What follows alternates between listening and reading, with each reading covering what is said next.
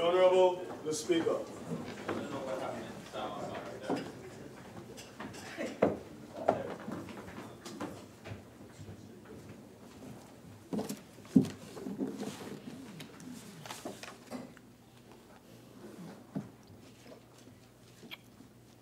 Almighty God, we give thanks to you, the creator of the universe, and humbly beseech you to direct and prosper the deliberations of the members of this house here assembled for the advancement of your glory and the trust and welfare of the people of Trinidad and Tobago.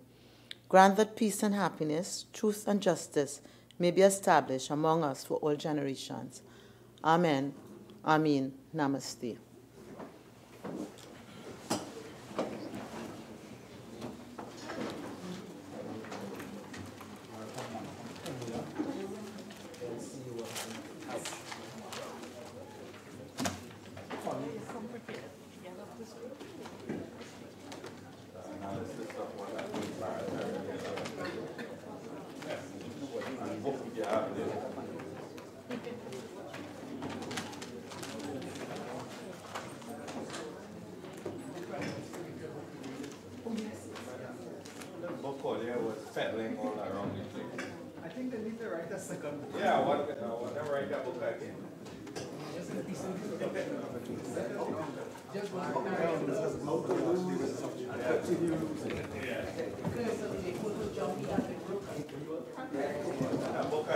Oath or affirmation, announcements by the Speaker.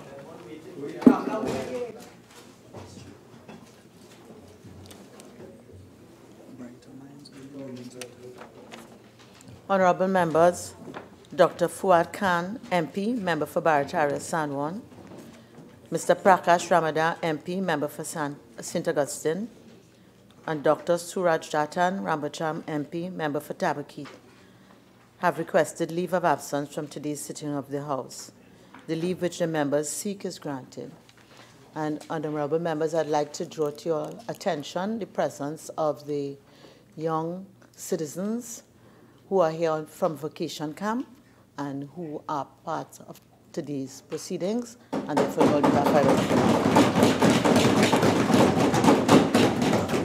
Thank you. Bills brought from the Senate, petitions, papers. Deputy Speaker.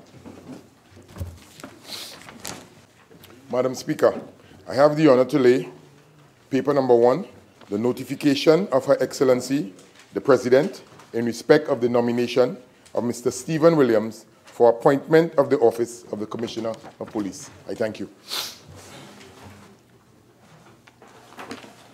Public business, government business, motions.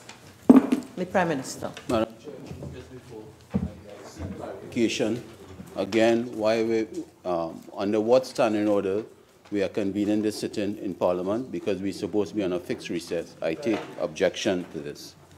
I see.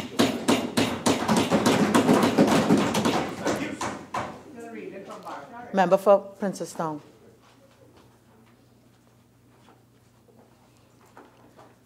Honorable members, we are here under Standing Order 14. I'd just like to draw it to the attention of this Honorable House that the member for Pointe-à-Pierre has already written raising this issue. I have met with him as the whip and the acting leader of the House shortly prior to these proceedings and have given my interpretation of the relevant standing orders and as they relate to all the standing orders. I so rule that this is a sitting under Standing Order 14. Prime Minister.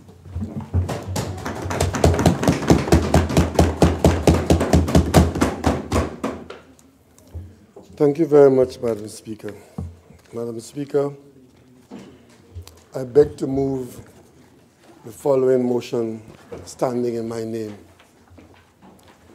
Whereas Section 123, Subsection 3 of the Constitution of the Republic of Trinidad and Tobago, Chapter 101, provides that the Police Service Commission shall submit to the President a list of the names of the persons nominated for appointment to the office of Commissioner or Deputy Commissioner of Police.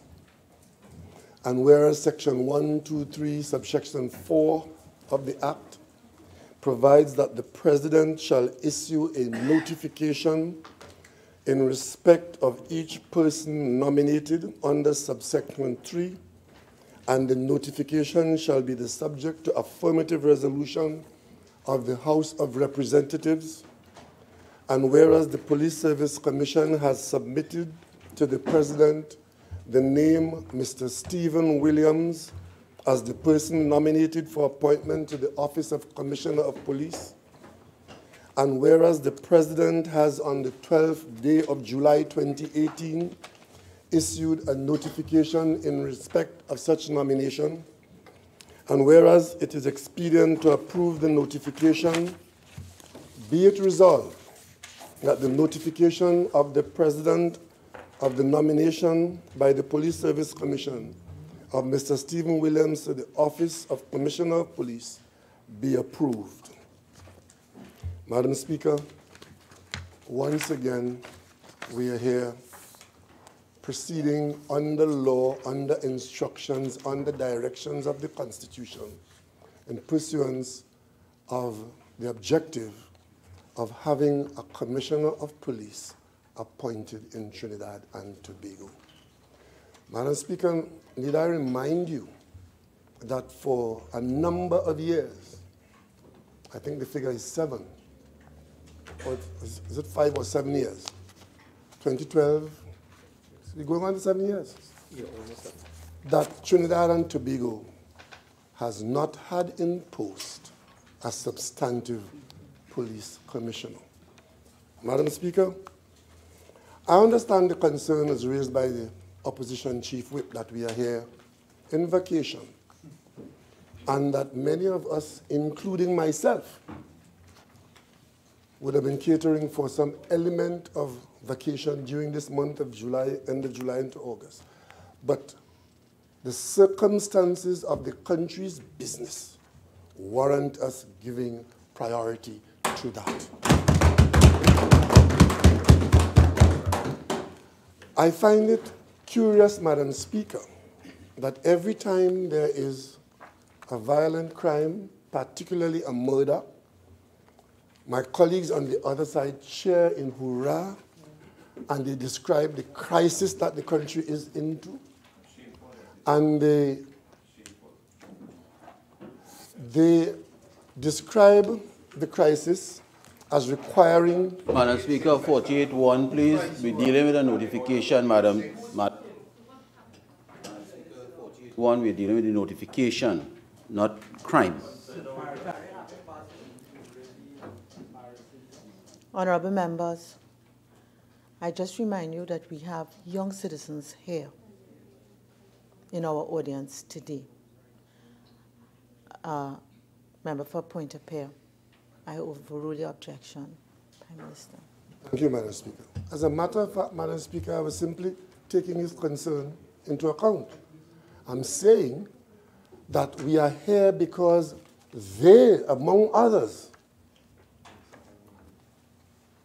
on a regular basis, indicate the level of priority that should be attended to with respect to the attention to criminal conduct in this country. And there can be no more important matter, Madam Speaker, than ensuring that those officers of state, the policemen and women in and out of uniform, that they are led in the best possible way. And they agree, and they say publicly as we do, that not having a commissioner of police substantively appointed is one of the impediments to our effective response to the criminal element. Madam Speaker, that is why we are here today. It is because we are giving priority in our attempt to treat with this issue which has been with us for 7 years. And if after 7 years we are required to be here today, tomorrow, or next week, those of us on this side will be here. Because the alternative, Madam Speaker, of not being here is as the President of the Republic is informed by the Service Commission without an involvement of the government, but in anticipation by the government and the rest of the country. And I find it would be strange that a notification could come to us in this House to treat with this matter. And we could say, leave it until we finish our vacation. So, Madam Speaker, on one side we are being told it's a crisis, it's urgent, we need to do this, we need to do that. And now that we are in a position, because we were not in a position before, Madam Speaker, if we were in a position before, I give you the assurance that we on this side and those on the other side, we would have been here before doing this. It is only now that this matter is in a position to be treated with under the Constitution, Madam Speaker. So I find these objections from our colleagues on the other side strange, because they know the law. Because until the Service Commission had got the work done, and it took a long time for it to happen, none of us here could have done anything about it. As Prime Minister, no matter how much I would have read in the papers or watched on television or heard on the radio that the Prime Minister must do something about this, and the Prime Minister had absolutely no authority or no involvement to treat with the matter of a commissioner of police until the President sends a notification here. The Constitution says. The notification has only now come here in the last week or two. We dealt with 2 persons already. This is the 3rd person we're dealing with. And we're dealing with it under the system that this House put in place. Law and, Madam Speaker, I don't know what the others have sworn to, but I stood in this place and I swore to uphold the Constitution and the law. Madam Speaker, on this particular matter, on this motion standing in my name, let me draw to your attention what the law says. And the law says the selection process, Madam Speaker, I crave your indulgence. Member for Couva South, maybe it is that your mic is on. And if it is not on, I just remind you of Standing Order 53. If it is you do intend to join the debate, you'll be allowed to do so in the proper time. Madam Speaker, the laws of Trinidad and Tobago, and I quoted this last time, and I'll do it again because I'm of the opinion that there are others in this House, and I'm sure others outside who can benefit from my quoting of the law. Commissioner of Police and Deputy Commissioner of Police selection process order made under Section 123, subsection 2 of the Constitution of Trinidad and Tobago. Section 3 says, the selection process for the appointment of the office of Commissioner of Police or Deputy Commissioner of Police shall be conducted in the following manner. There's no other process other than that which is outlined here. Shall be conducted in the following manner. And Madam Speaker, the manner in which it shall be conducted, if we go to Section 3, subsection D, it says the commission, not the government, Madam Speaker, the commission, not the Prime Minister, Madam Speaker, the commission, and Madam Speaker, the commission is an independent commission under the Constitution. This section, this law says, the commission shall then take into account all information on the candidates and thereafter establish an order of merit list. Madam Speaker, that has been done. And the names that we have been treating with here come off that merit list. Subsection E says, the commission shall select the highest graded candidate on the merit list and submit that candidate's name to the President, not the government, not the Prime Minister, the President, in accordance with the procedure set out in Section 123 of the Constitution. Section 4 then continues, and it says, subsection 1, where in relation to Clause 3E, which is what I just quoted there, the House of Representatives does not approve of the highest graded candidate on the merit list pursuant to subsection 1, 2, 3 of the Constitution. And Madam Speaker, this House, in response to the ordering of this act, this House has been treating with the names that came before the House in the order that this law says it shall be. And it goes on to say, subsequent nominations in order of merit may be submitted to the House from the order of merit list only in accordance with the procedure set out in the Constitution. Meaning, this is the only pathway that any authority in this country, meaning this House, can proceed to treat with the merit list and the names on that list. Madam Speaker, that is what we have been doing, and that is what this House has been called to do, because the government is eager to have a commissioner of police, a substantive officer, holding the post with all that will flow from that. Madam Speaker, Section 4, subsection 2 says, where the order of merit list is exhausted, the process set out in this order shall be recommended. To the best of our knowledge, Madam Speaker, when we met here the last time, the merit list was not exhausted.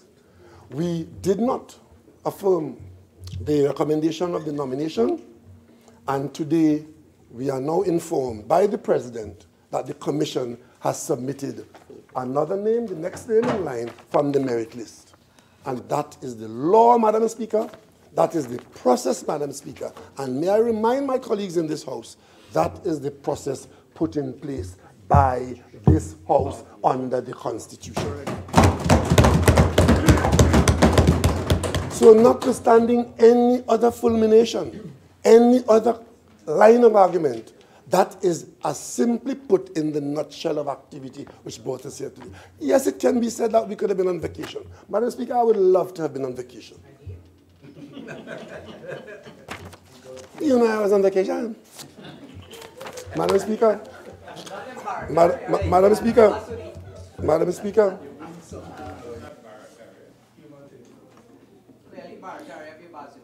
Member for Princestown.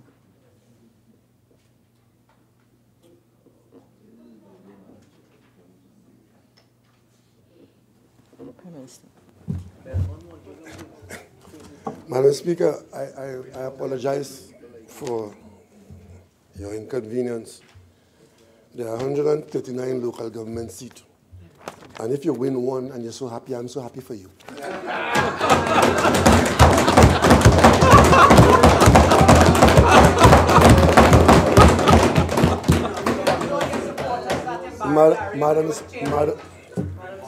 Member for Princestown, this is the last time.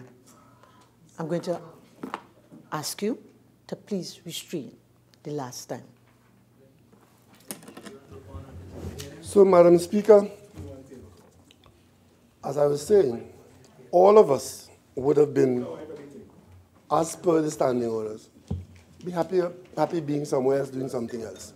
But the priority in this country, which we have agreed is a priority, sufficient priority to come here for as long as we want to be here. Because, Madam Speaker, this need not detain us. Because today we have in front of us, as required by the law, the dossier on Stephen Williams. But may I say, Madam Speaker, I need not go into the details of this dossier on Mr. Stephen Williams.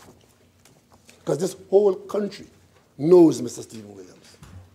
I think 10 years ago, Mr. Williams appeared before this House in a similar fashion for the position of Commissioner of Police. He was 10 years younger, and he was 10 years less tired. And Madam Speaker, at the time, the position of the House was that Mr. Williams was not ready. I think that was the word used by the then Prime Minister. Mr. Williams was not ready for the responsibility of Commissioner. In fact, Madam Speaker, Mr. Williams' qualification since then, even at that time, he was a qualified officer in many respects. But there was a view in many quarters that even though there were qualifications of one kind or another, the nature of the problem that we were facing of crime fighting as against ordinary policing and the criminal explosion in Trinidad and Tobago, it was the view of the government of the day that Mr. Williams was not ready for the job. And on that basis, as the law provides for, the majority in the House did not affirm the Commission's recommendation. And as I said before, this is not unusual. Other persons were nominated by the Commission, and for reasons best known to the House, they may or may not have been accepted. That's what the law provides for. So today, Mr. Williams is with us again, 10 years later. But during that period, Madam Speaker, Mr. Williams has had the opportunity to serve this country for many, many years in the office of Commissioner. I think he was extended to act as Commissioner in 6-month increments, I think about 10 or 12 times. 13 times. 10, 12, 13 times. Many times, Madam Speaker. And what has happened then, Madam Speaker, is that while an acting position has its drawbacks, especially with respect to the succession planning and the effecting of promotions and so its system, Mr. Williams has given the assignment his best effort. I have had the opportunity of working with him for 2.5 years or thereabouts, and I can tell you, Madam Speaker, that he has given of his best.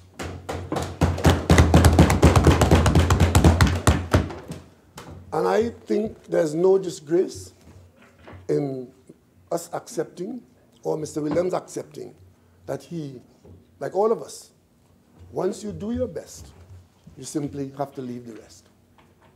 Mr. Williams has served this country as acting commissioner. And I understand his feelings because, Madam Speaker, I don't like to use the word system, but he has been a victim of the system. Because whether one wanted to appoint him as commissioner earlier or not, subsequent to the original nomination, it took years, Madam Speaker, and millions of dollars to bring us to where we are today. A matter of a couple of months or thereabouts before Mr. Williams retired. I'm told that Mr. Williams is retiring.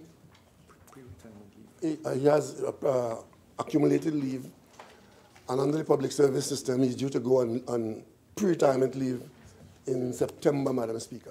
So he has been in the job, holding the fort, standing in the gap for Trinidad and Tobago.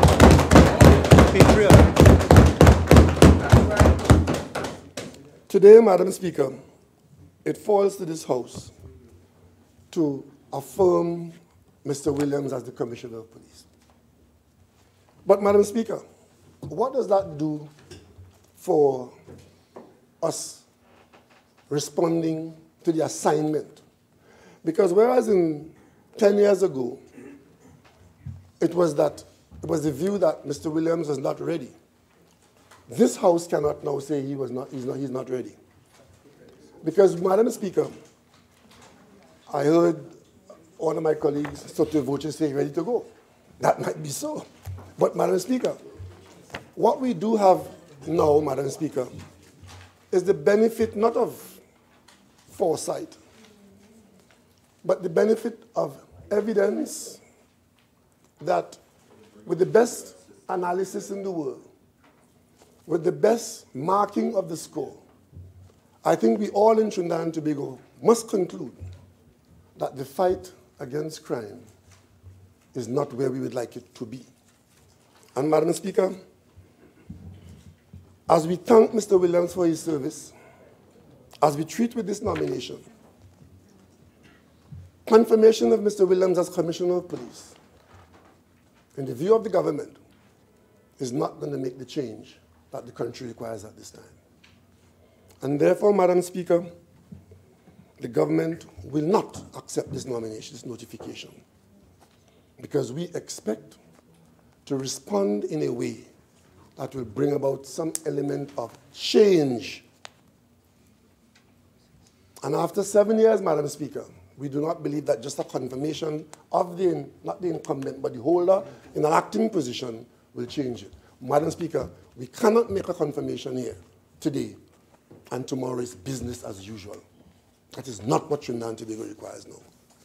we require, Madam Speaker, an intervention of change so as to give ourselves a chance to get the upper hand. But, Madam Speaker, I am taking the advice of the Attorney General in the near future. I'm taking the liberty today to say that where there's authority at the Cabinet to ensure that Mr. Williams' effort in that acting position for all those years, that he does not go unrecognized and unrecompensed. Oh, yes. Well done. Well done. Because, Madam Speaker, I think this system has been unfair to him. Correct. And even in that period of unfairness, he did give it his best shot. Oh, yes. So, Madam Speaker, having said that, we are confined, we are constricted and circumscribed by the Constitution. This matter goes back to the Commission to continue the process. Madam Speaker, may I remind my colleagues, there is no way under law, and my colleagues know it, because when my colleague here from Aruka Maloney, the substantive leader of government business, indicated to the Parliament and the public early o'clock that we were not going to support the last nominee, so that everybody was clear up front what the government position was. My colleagues on the other side demanded, even before it was on the order paper, they demanded that we go to the Constitution as though we were going anywhere else. There's no other place to go. The only place to go, Madam Speaker, as I said last week, is with this law here. We have no other alternative, because any other alternative would be a breach of the Constitution. And may I repeat it, this government has no intention of breaching the Constitution to allow itself to be taken to court so that they could put out their gun and their suit and go and win the case in the court. We are following the law and the Constitution. And as we do that, Madam Speaker, the process continues. The process for which we must take ownership, because this process was created by this Parliament. And I expect that in the not too distant future, the conversation will take place between the government and the opposition, so that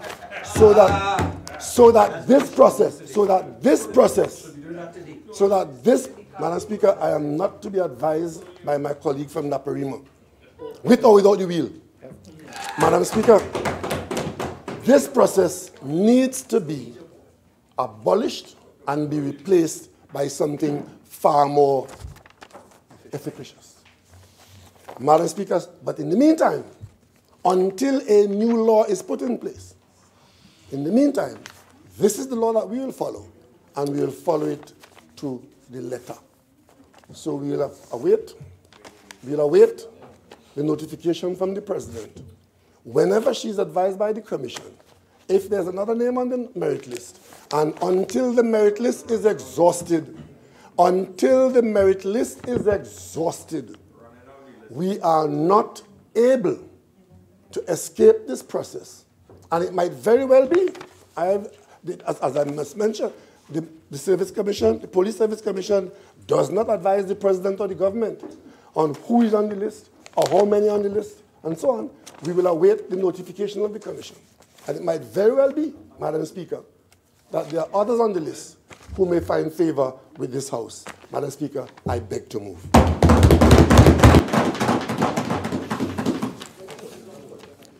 Honourable members, I will now propose a question for debate.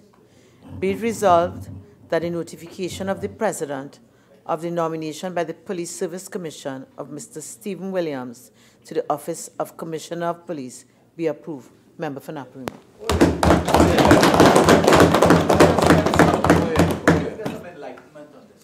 Thank you very much, Madam Speaker.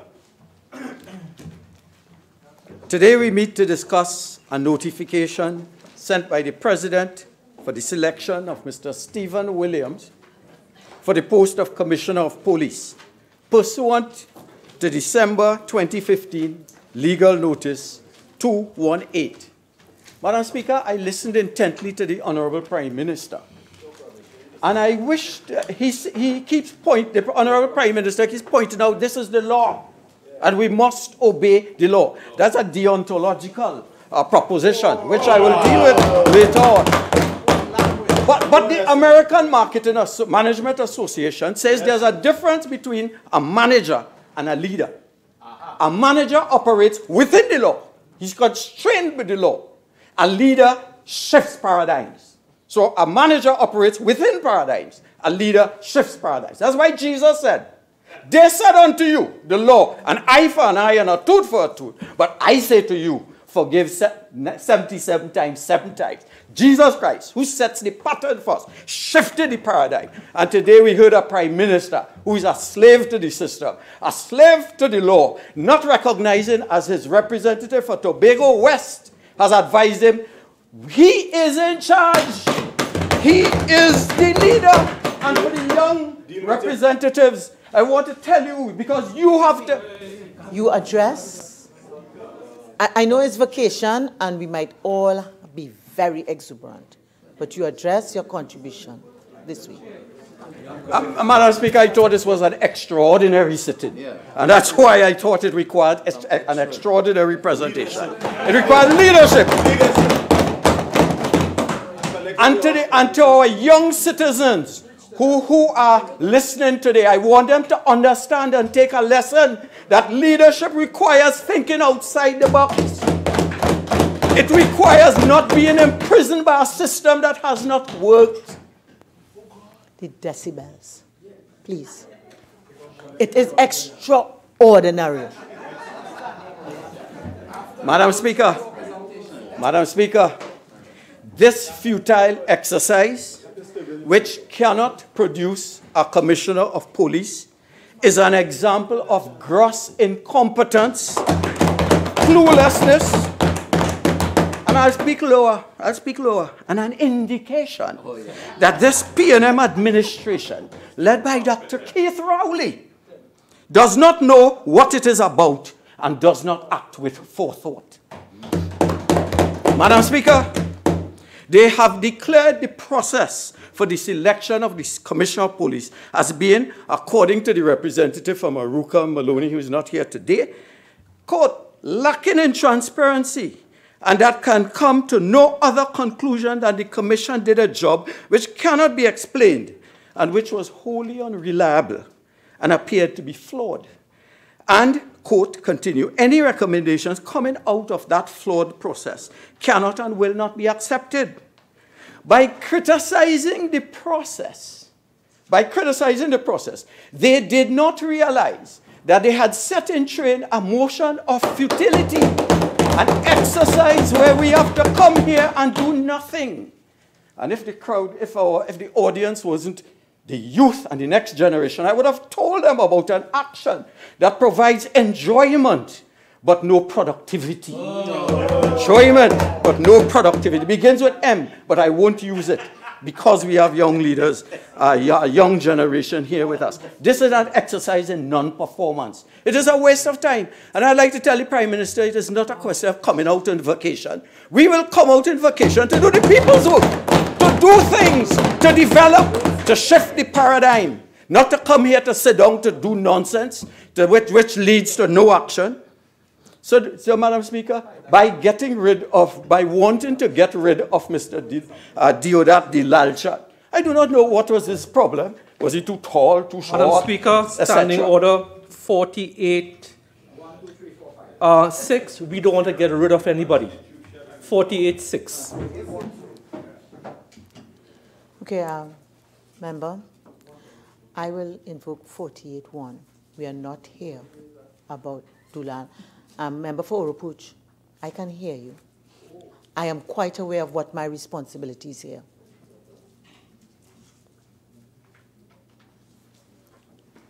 We are not here. Please put your hands down, please.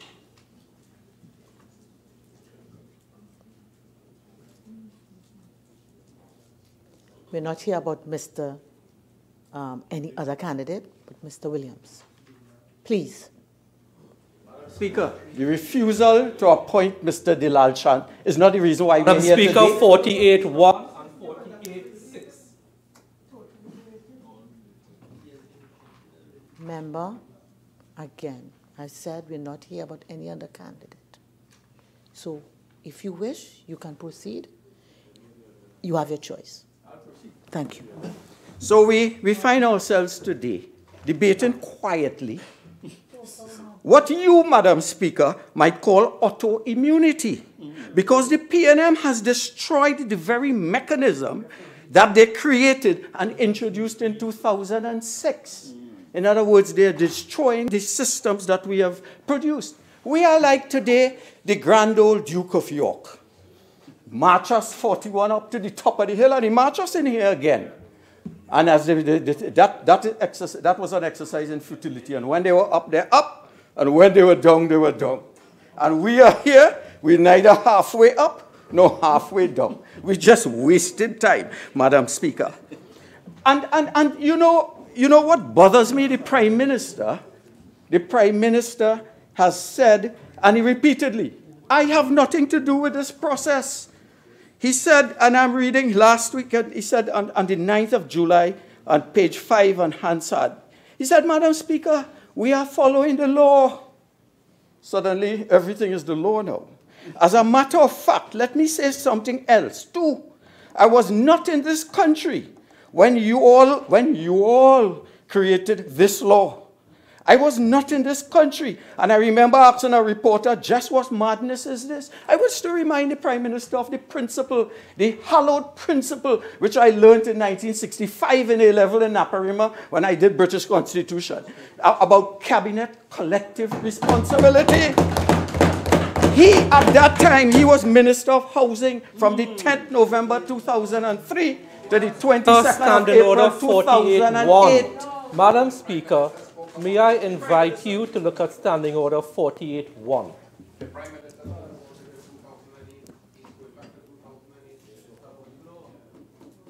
Member for Caranese. Okay? Please.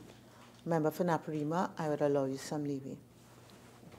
I appreciate, Madam Speaker. You see, I wish to remind the Honourable Prime Minister that with a slavish adherence to the law also should be circumscribed with adherence to conventions, parliamentary principles, and the cabinet collective responsibility, as I learned from Professor A.V. Dicey, and that's about half a century ago. He said, also known as collective ministerial responsibility, is a constitutional convention in the parliamentary system that members of cabinet must publicly support all governmental decisions made in cabinet, even if they do not privately agree with them. 101. So British Constitution 101 talks about cabinet collective responsibility, and this Prime Minister keeps saying that convoluted process, as if he was not part of that convoluted process.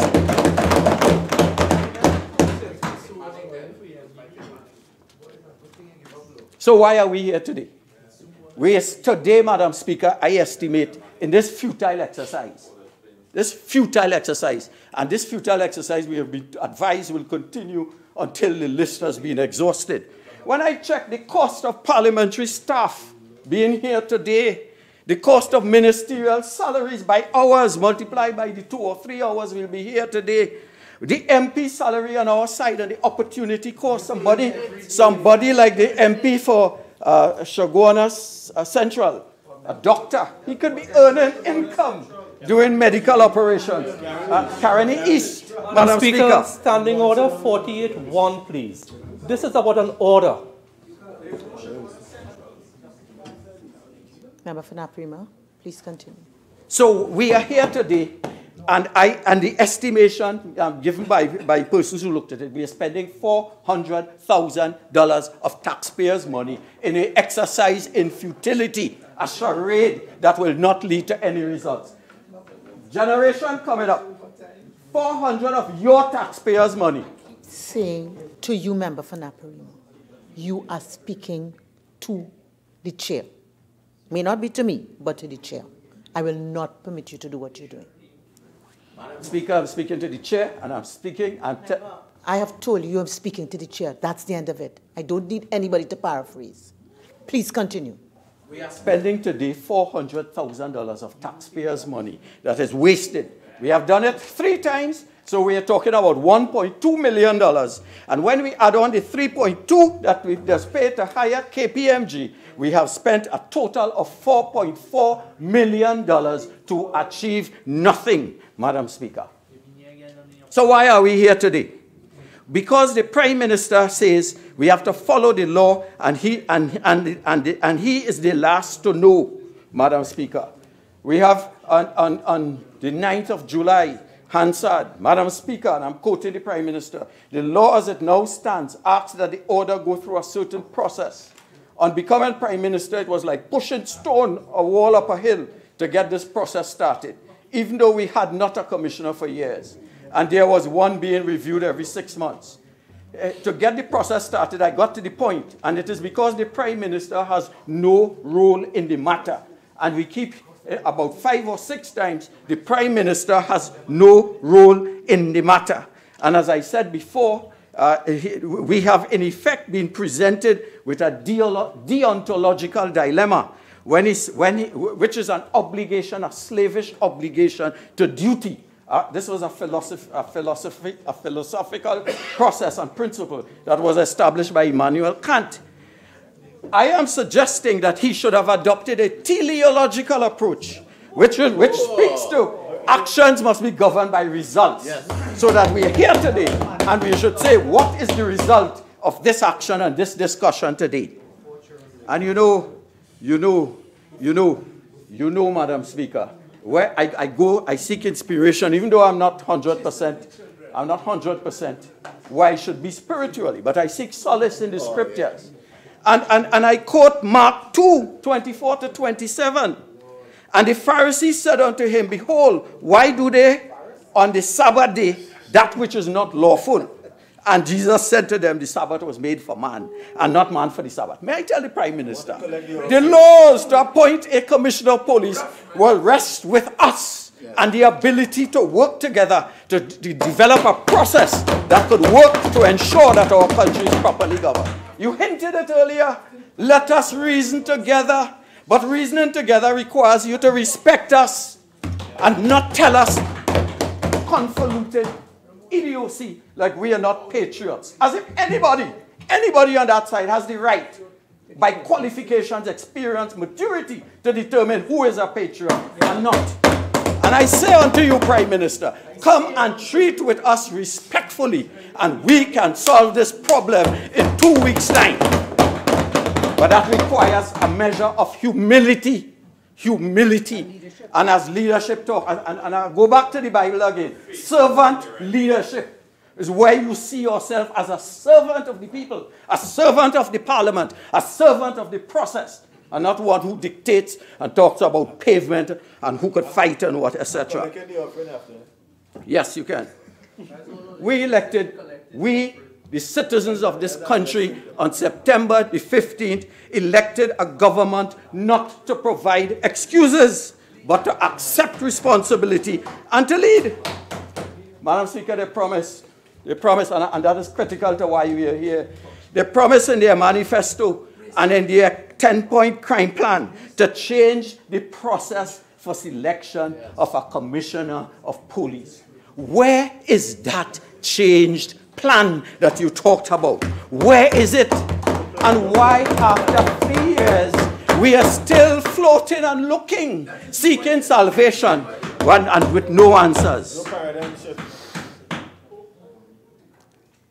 The only thing that came out of that, and it was item 1 in the 10-point crime plan, the only thing that came out was a process to insert the Minister of National Security in the process to initiate the process for the election of our Commissioner of Police. Well, our courts have ruled on that. They deemed it ultra-virus, the Constitution, null and void. But that is the PNM way. They make promises. They give up when they don't get their way, and then blame everyone else for them not following through on their promise.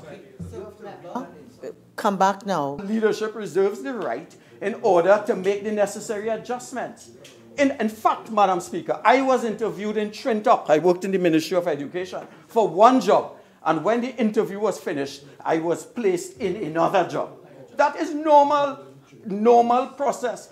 It is not enough to invalidate the process to bring us here today.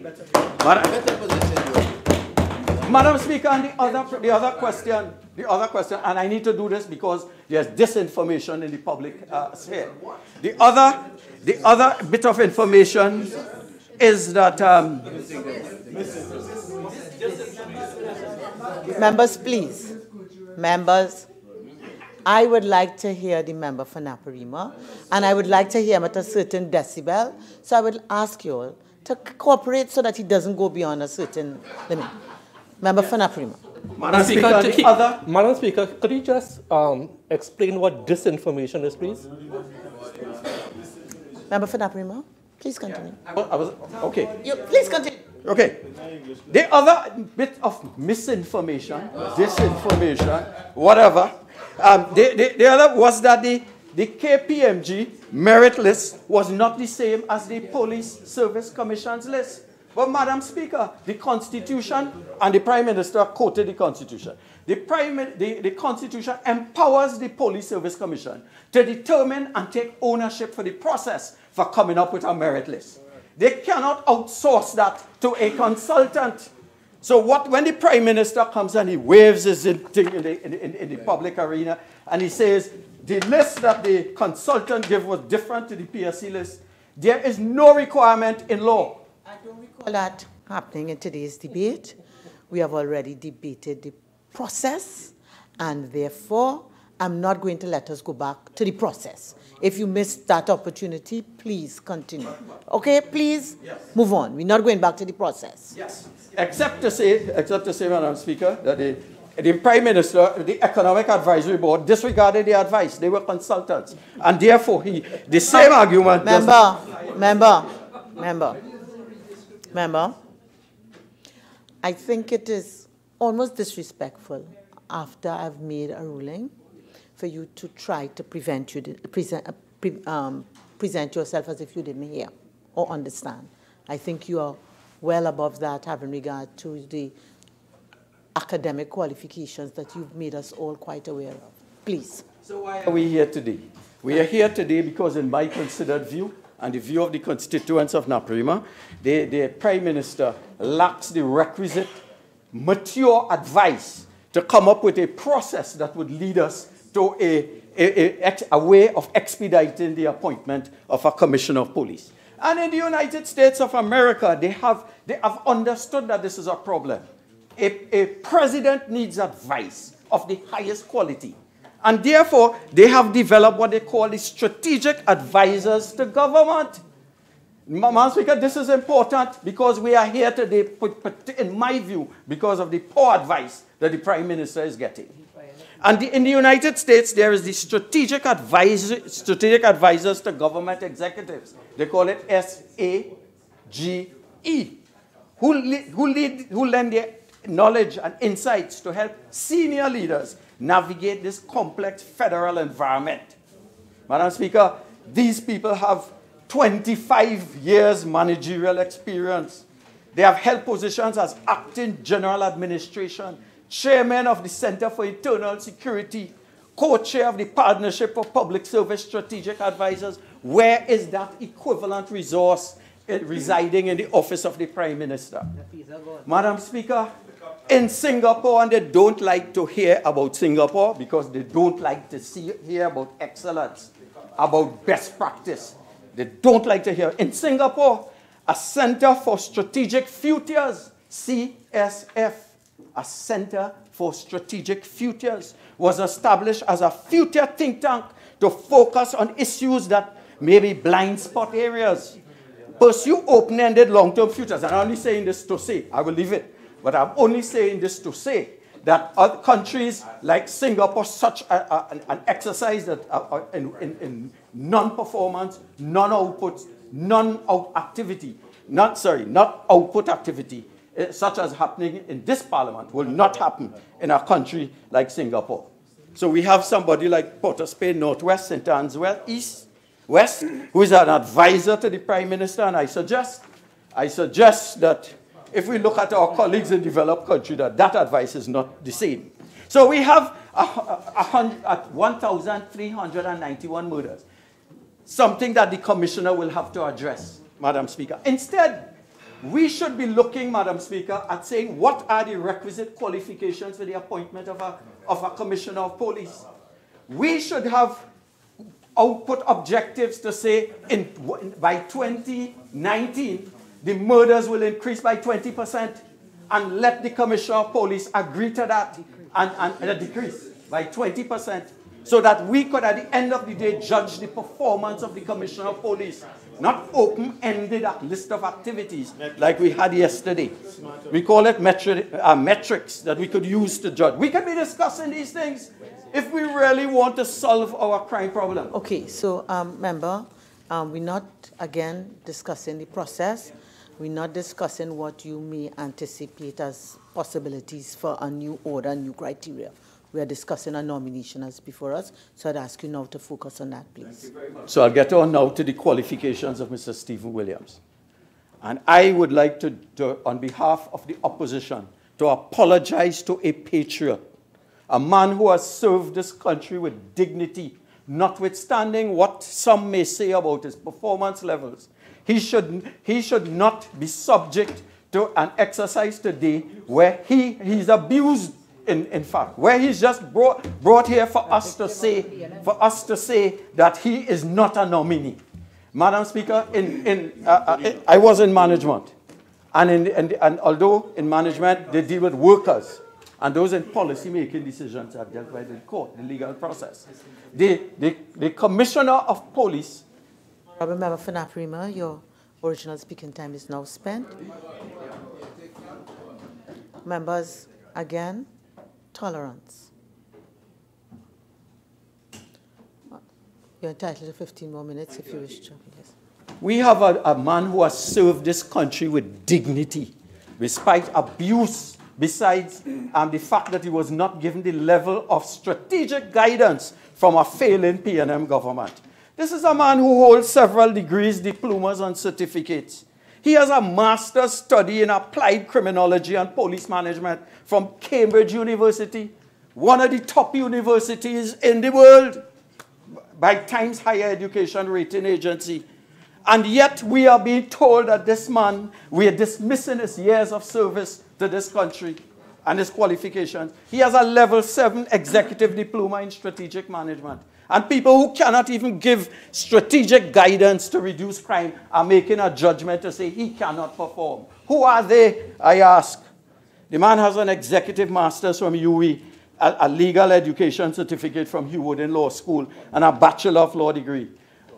Madam Speaker, and I want Trinidad and Tobago to note that we on this side apologize profusely to Mr. Stephen Williams for the indignity and humiliation to which he has been subjected, because on that side were not able to understand that by rejecting the process, they would have led to the humiliation of not only Mr. Stephen Williams, but a host of other people. This gentleman has been given 13 extensions. In 2014, Madam Speaker, in 2014, the Prime Minister, our Prime Minister, notwithstanding his crocodile tears today, the Prime Minister, and I'm reading from The Guardian, July 24, 2014, and it is an article by Khalifa Klein, and she says, opposition leader, 2014, opposition leader Dr. Keith Rowley acting Commissioner of Police Stephen Williams has made the police service a eunuch, causing soldiers to push them aside. During a People's National public meeting at the Massey Store car park, St. Augustine on Tuesday night, right? He said he's speaking about this same person who he is now praising today with crocodile tears. He says he has converted the police service to a eunuch. The police service is headless, and criminals know it. And today you come and you're saying, we on this side of the pier acknowledge the service of Mr. Stephen Williams. Madam Speaker, there's a word for that. Hypocrisy. That is what they call that. You don't like the man. Say you don't like the man. Stand up for what you believe. And at least we will give you, we could say that you are a man of your word. So I apologize. And I apologize to all who will come to go through this charade that we have experience today. And the Prime Minister spoke about an alternative approach. I ask him respectfully to engage the opposition as recommended by my colleague from Chaguanas West, MP Ganga Singh, in his contribution when he said, come, let us reason together and solve our nation's issue. So we're here today. What else could we have been doing? Because the Prime Minister says we're on vacation. Not only vacation. We would not mind coming here to discuss legislation to take us off the EU blacklist. Those are things that we would have absolutely no problem to deal with. We would not have a problem if we're dealing with cyber crime bill, Madam Speaker. No problem at all. We will come out, cancel a marriage. We love our families. We love our wives, our children, Port of Spain North, St. Anne's West. And we will give up our families to come here. We would discuss a new approach for the selection of a COP, a Commissioner of Police. I will give up all my holidays if we were here today sitting to discuss the new process to develop a Commissioner of Police. Madam Speaker, we would be happy to come here and discuss the whistleblower legislation. So I think the point has been made. Let's get back to this. You've made the point about that. Let's come on, please.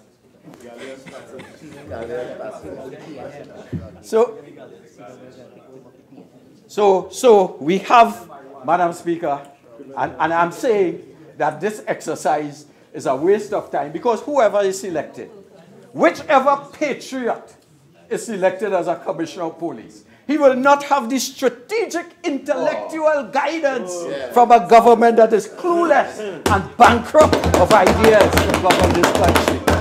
Why do they not admit it, for God's sake? You all are incapable of governing this country.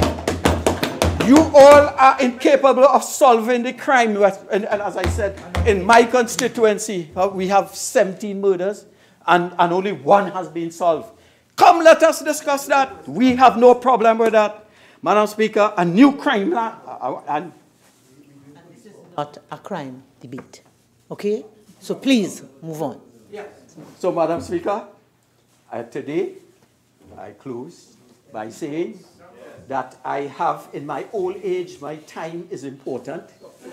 And to come here and sit down and hear nonsense, to hear things that do not add value, that does not change the price of cocoa, that does not solve our crime, that does not provide jobs or anything like that, it is hard to take. So I call on this government to please resign and let this country breathe again, breathe again, breathe again. We're suffering.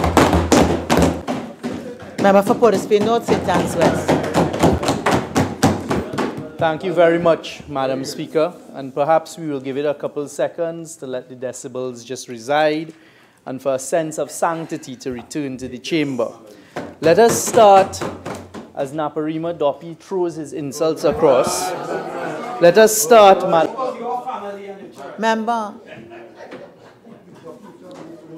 Members, order.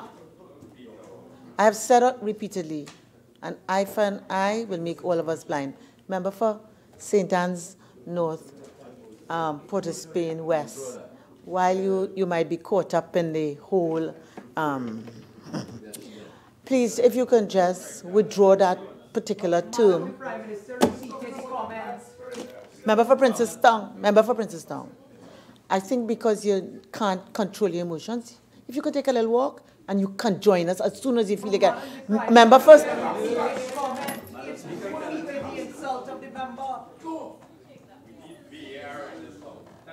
Member for Princess Town. Again, just. Madam, it is very unfair. Prime Minister repeats the insult of the member. That is the leadership of this Prime Minister. Repeats the insult of the member. You're challenging the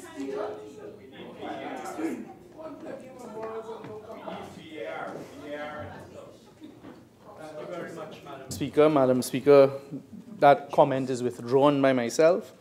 Madam Speaker, I'd like to start by once again correcting the misinformation being put out there.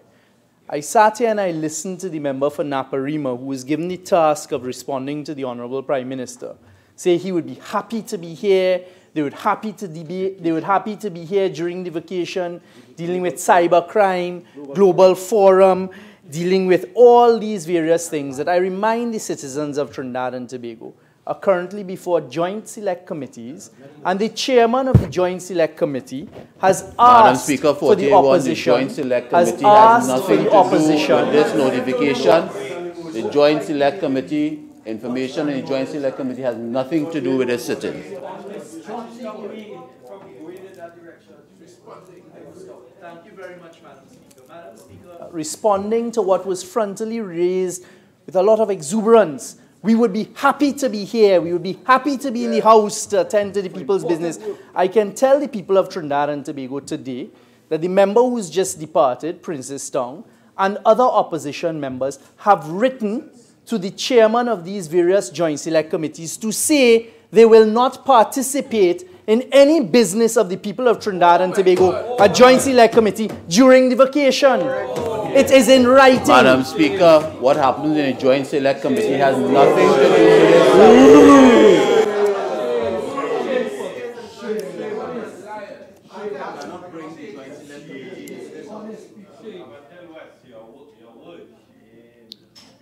Member for Couva South, please allow me.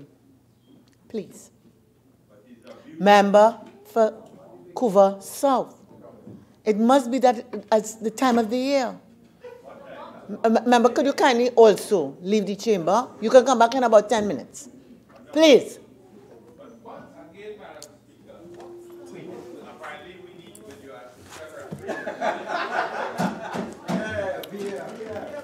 Member,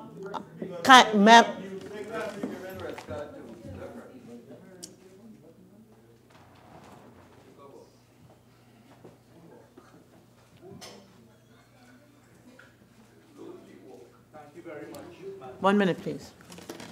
Member for Laventille West.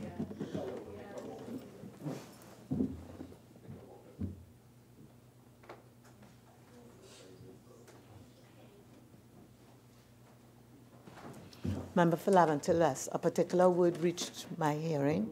I would just like you to stand and withdraw that, please. I withdraw without more, Madam Speaker, respectfully. Thank you. Member for Point of Pear. You raised an objection under Standing Order 48-1, I believe. I overrule the objection. Member for Port of Spain North, St. Anne's West. Thank you very much, Madam Speaker. Madam Speaker, just to bring us back on track, we are here today pursuant to the supreme law of Trinidad and Tobago.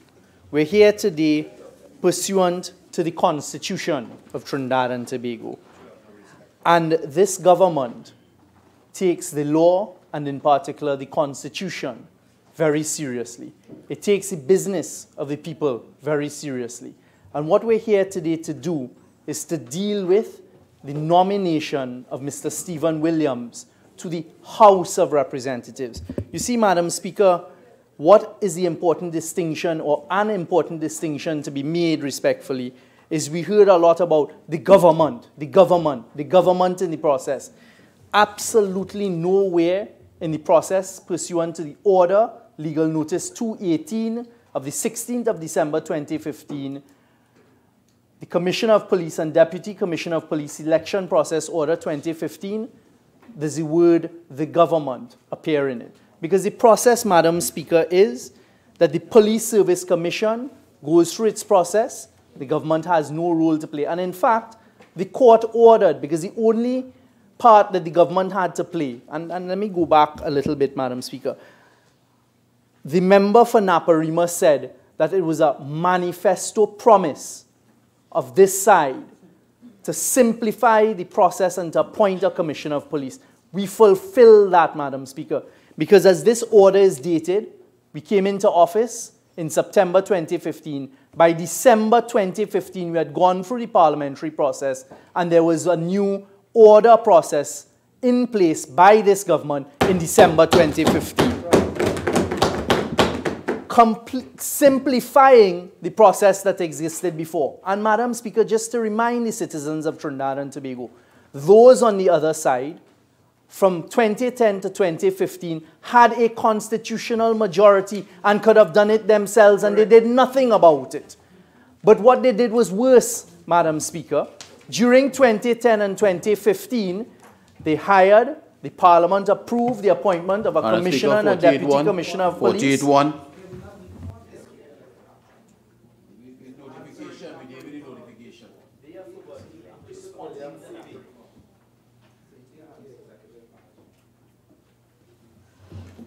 Member for Port of Spain, North St. Anne's West, I'll give you a little leeway in terms of just confining to the response, but please remember what is before us. Thank you very much, Madam Speaker. So, Madam Speaker, during that period, they did nothing to simplify the process. The government came in and responding to Naparimo, who said we didn't fulfill our manifesto, we did. We simplified the process, it went to court, and the only involvement of the government was the minister starting the process. The court struck it off. So we are here today, Madam Speaker, dealing with the nomination of Mr. Stephen Williams at the end of a constitutional process that does not in any way whatsoever involve the government of Trinidad and Tobago. Because at the end of the process, when the Police Service Commission sends names to Her Excellency sends it to the Parliament, and the Parliament then puts it before the House of Representatives, not before the government. So we're here today as members of the House of Representatives to deal with what has been sent pursuant to the Constitution of Trinidad and Tobago and the order paper, despite all of the noise. All of the noise. Another issue raised, Madam Speaker, was about vacation and the cost of being here today. A completely nonsensical point, Madam Speaker, because I would like to ask those on the other side, if it is that they don't get paid during the vacation. As far as I'm aware, every member of Parliament and every minister gets paid for 365 days of the year. And we on this side work for the 365 days of the year, unlike those who may be on the other side. And unlike those on the other side, we don't call for overtime. We don't call for anything else. So, Madam Speaker, again, the argument and saying that being here for the people to conduct the people's business and the appointment of a commissioner of police, that they are trivializing, we on this side will come out whatever day of the week it is, including on a Saturday or a Sunday, to do the people's business, to make sure that the Constitution is upheld and a commissioner of police is appointed. Madam Speaker, that is our position. That's right.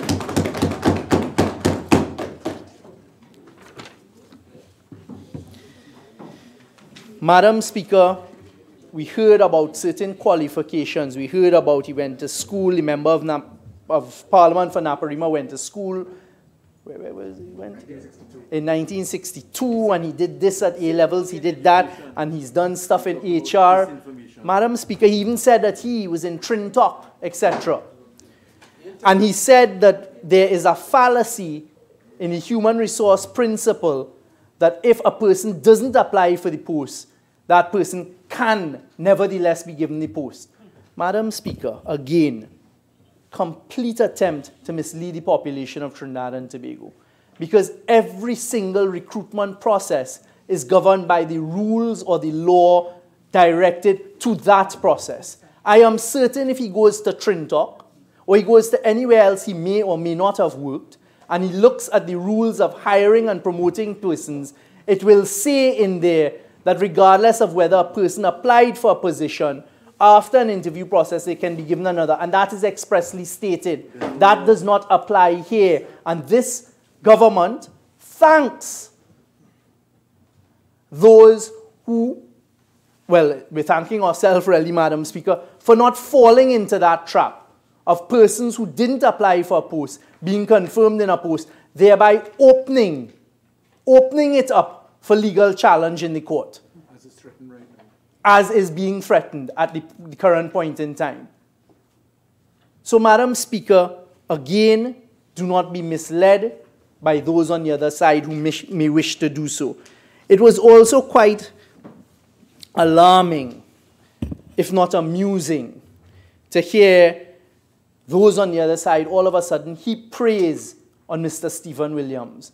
Because Mr. Stephen Williams, it was quite ironic and maybe even hypocritical, because Mr. Stephen Williams could have been confirmed by those on the other side when they fired the 2 Canadians. They could have brought the process back through. He could have come and they could have confirmed. They could have changed the order. They had a constitutional majority. They did none of it.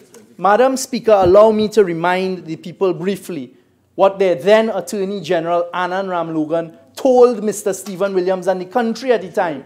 It's better to have you on contract, you know. Yes. It is better to have you acting, because then you will act better. They want the people to forget that is what they did. So don't, Madam Speaker, allow them to mislead the people of Trinidad and Tobago and their hypocrisy once again. I heard the member for Naparima, Madam Speaker, heaping praise and apologizing to Mr. Stephen Williams, apologizing for how he was treated over the period of time, etc., etc. The question, Madam Speaker, is why didn't they do something about it when they had the constitutional majority and the power to do something about it when they fired the 2 Canadians in 2012? They did nothing from 2012 to when they demitted office in September 2015. Madam Speaker, you heard the Honorable Prime Minister, the Member of Parliament for Diego Martin West, say in the clearest possible terms today, and it is worth repeating, that this government will go, and as a cabinet, we will ensure, in accordance with the law, that Mr. Stephen Williams is given his due, he's given what he's worth, and we thank him. We thank him for all that he has done in that acting position during the period of time. And unlike those on the other side, we moved immediately as a government to try and reform the process, simplify it, and get us to the point we are in today. The difficulty we face today as a country is, unfortunately, Mr. Williams has served his time and he goes on pre-retirement leave in a couple months. So, in a couple weeks, actually. So, Madam Speaker, it makes no sense, if you're looking for leadership in the police service, to put someone in a permanent position and they disappear on us in a few weeks' time. After they burn his clock.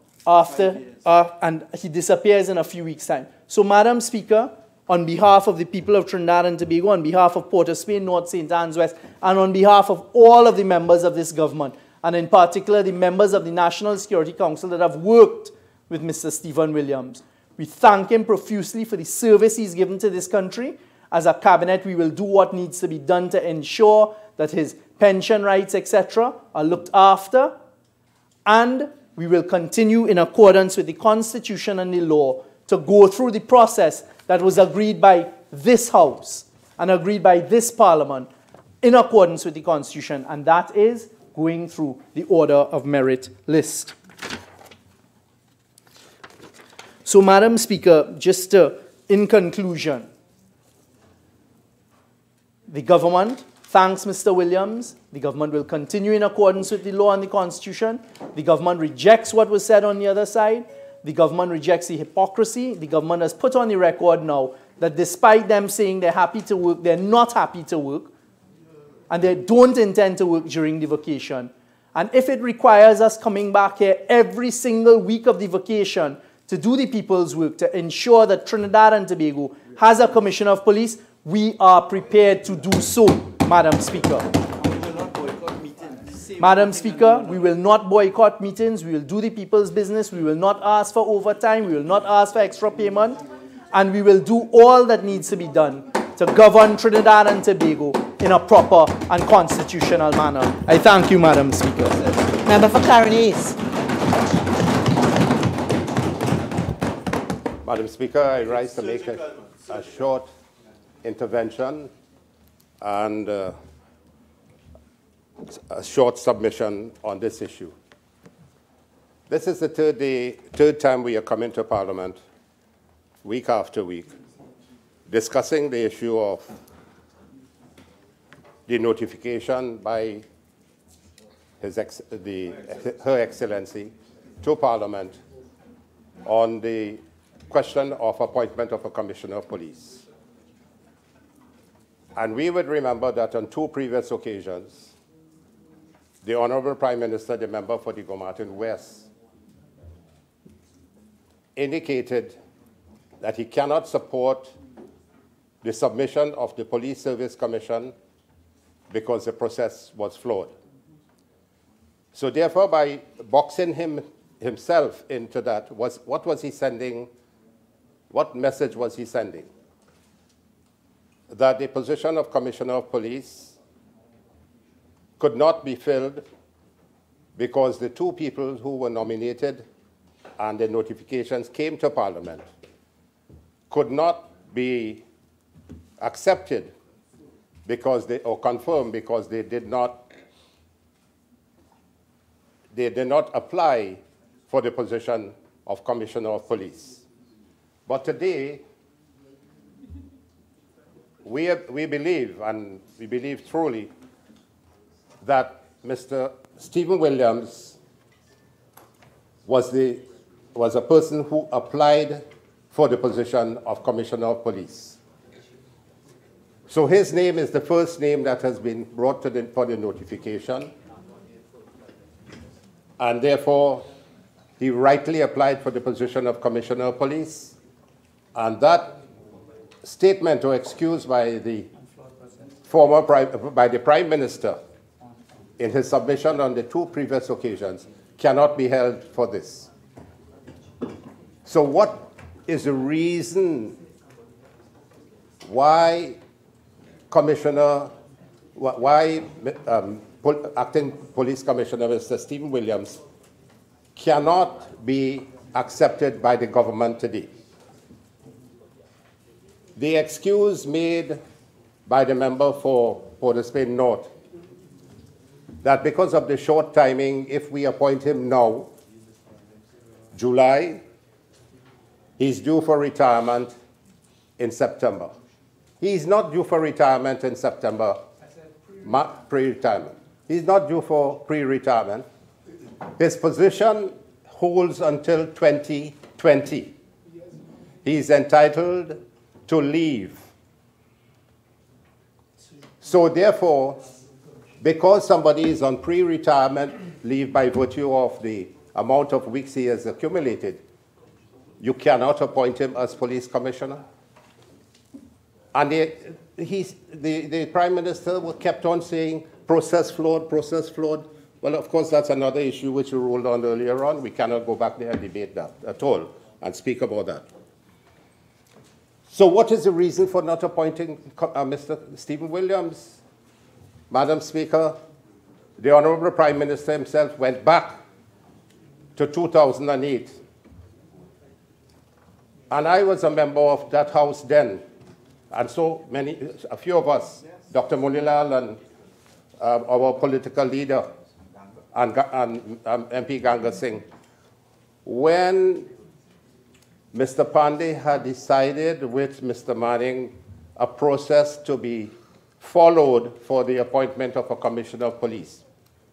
And they asked him if they wanted a 3/5 majority. He said, no, you are the government, Mr. Manning's government. You undertake that. This is your process. You go on to fulfill that process and come up with a commissioner of police because you have the responsibility for maintaining crime, maintaining peace and order in society and prevention of crime. So at that time, the opposition did not ask for any 3/5 majority. The opposition said, you are the government, you have the process, work with it. They came up, the process was used by the Police Service Commission. They came up with the name of Mr. Williams.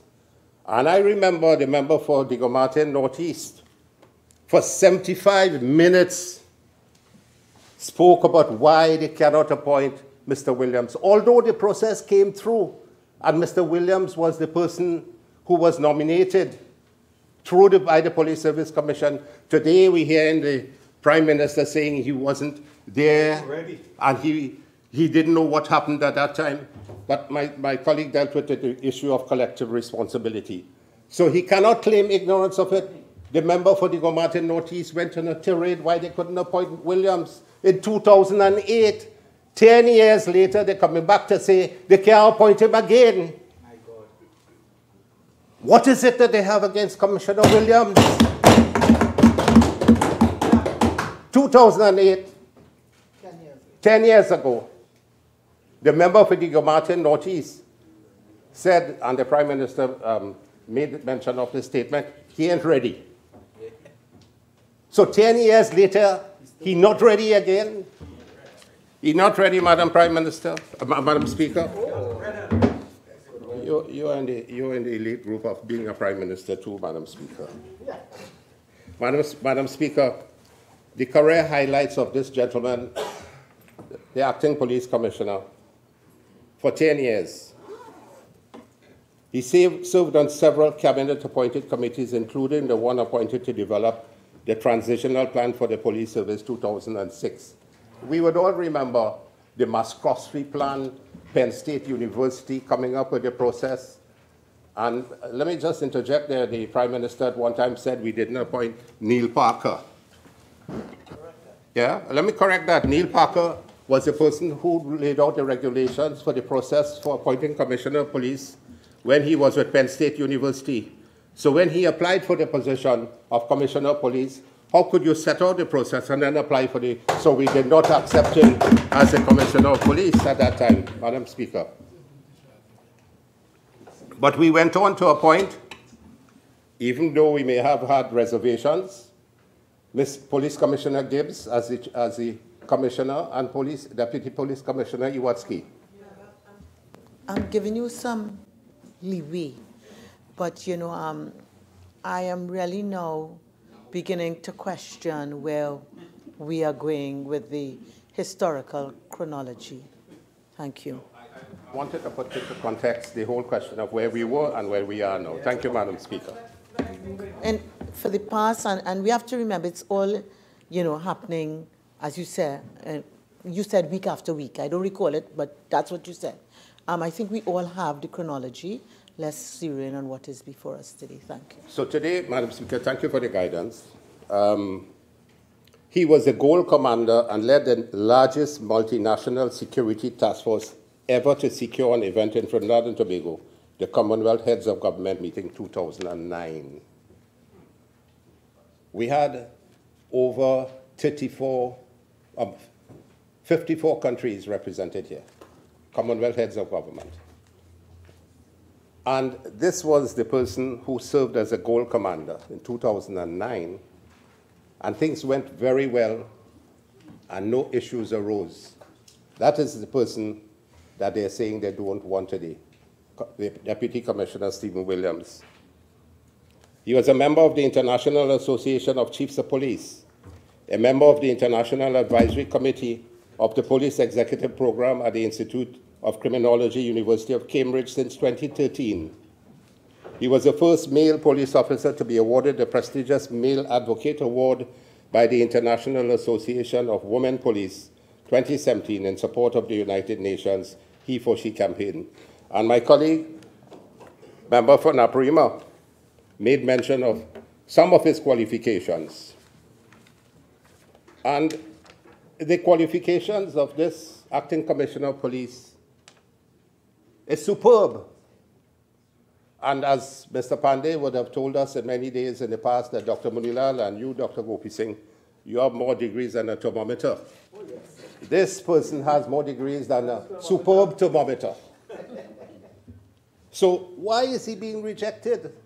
There is no explanation on that side beside the fact that he's going to retire in 2020. So you can't appoint him because he's going to be... So what is the reason? Every time the process comes forward and puts in somebody that they don't want, it is thrown out. So they didn't want him in 2010, the 2008, they throw him out. They don't want him now, they throw him out. Who they want? And are we going to be subjected for 5 years without a commissioner of police? Madam Speaker, what we have had in the many sessions related to this notification in respect of the nominations of various individuals for appointment to the Office of Commissioner of Police really reflect a truly sad state of our democracy due to the purposeful attempt by the majority party and members of the government side to undermine and even destroy the democratic institutions enshrined in our Constitution. Madam Speaker, we are all familiar that the Independence Constitution in 1962, when both sides agreed to the separation of powers, and that these institutions of Police Service Commission, Public Service Commission, Judicial and Legal Service Commission, and Statutory Authorities Commission, and so on, they must be independent to shield the individual citizen from the arbitrariness of a government. So that went on to the Republican Constitution in 1970-something. Madam Speaker, may I invite you to look at Standing Order 48.1, please. Member for Carinese, I'm going to allow you a little leeway, but this is not a debate about the Constitution. It's not a lecture on constitutional law. So if you could tie that up very quickly with what we have before us, please. Thank you. Madam Speaker, I just want to draw to the attention of the House the necessity for the independence of these commissions. And we see that these commissions are being trampled upon. They made their recommendations, and they are being questioned on by this government. So they were questioned in 2008, they're being questioned again in 2018, 10 years later, by PNM administrations, and therefore they have shown no respect for these independent commissions. If the Prime Minister wants, because he has shown no respect for the Integrity Commission as well. Yeah. Are we not talking about independent commissions? If it is that you're talking about this specific one that's dealing with this notification, I may entertain you depending on what, but we're not talking about any other independent commission, please. Well, I'm saying that they have no respect for this Police Service Commission, which is constitutionally enshrined. And they're finding all type of excuses not to accept the nomination. Do they have any respect for KPMG, which was part of the process? Caribbean Airlines Magazine. Yeah. And if they don't have any respect, they went to KPMG and plucked out somebody from there to make the person a minister. We're not dealing with the process. Again, please, kindly move on what is relevant to today's debate. So in summary, the point is, Madam Speaker, they have abused their governance aspect of being the government responsible for taking the recommendations of these commissions, and they have hypocritically denied what these independence commissions have sent to them, and show that there has been no respect whatsoever. Great hypocrisy. And today we had the Honorable Prime Minister and the member for Port of Spain North talking about, let me say what the Prime Minister was talking about. Directions under the Constitution, as though he's really taking direction from the Constitution, which is the Police Service Commission. You're taking no direction from there. And he spoke about the respect for the Constitution, and that's why we are here and we have to be here. How many more weeks are we going to be here?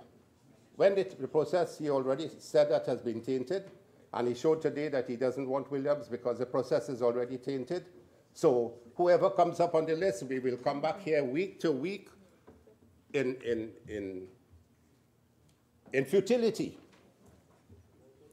In futility to debate this, wasting everybody's time. My colleagues have said on previous occasion, let us discuss this thing together. There was a joint select committee, we finished with that.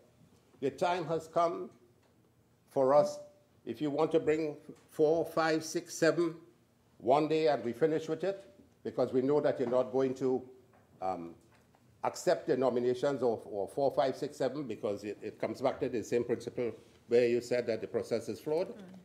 So we'll be coming back for 4 weeks. week after week, exercise in futility, and we have reached nowhere. So nearly 3 years would have gone under their watch.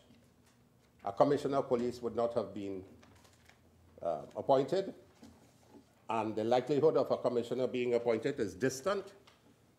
So we are prepared on this side with our responsibility to work with that side of the government to choose a process that is probably better than the one that they worked on in December 2015 and they brought to this House. So the one that they brought to this House, as spoken about by Port of Spain North, they have not even accepted that process which they put into place in 2015. So we are prepared to work with you as the opposition was prepared to work with them in 2008, and we are prepared to bring about some degree of redress on this issue. So come with a bill. The Attorney General is there. I hope they have the ability to bring a bill to Parliament. And let's discuss this bill and prevent this exercise in futility from going through. Madam Speaker, I'll just move on now to respond to one or two other issues.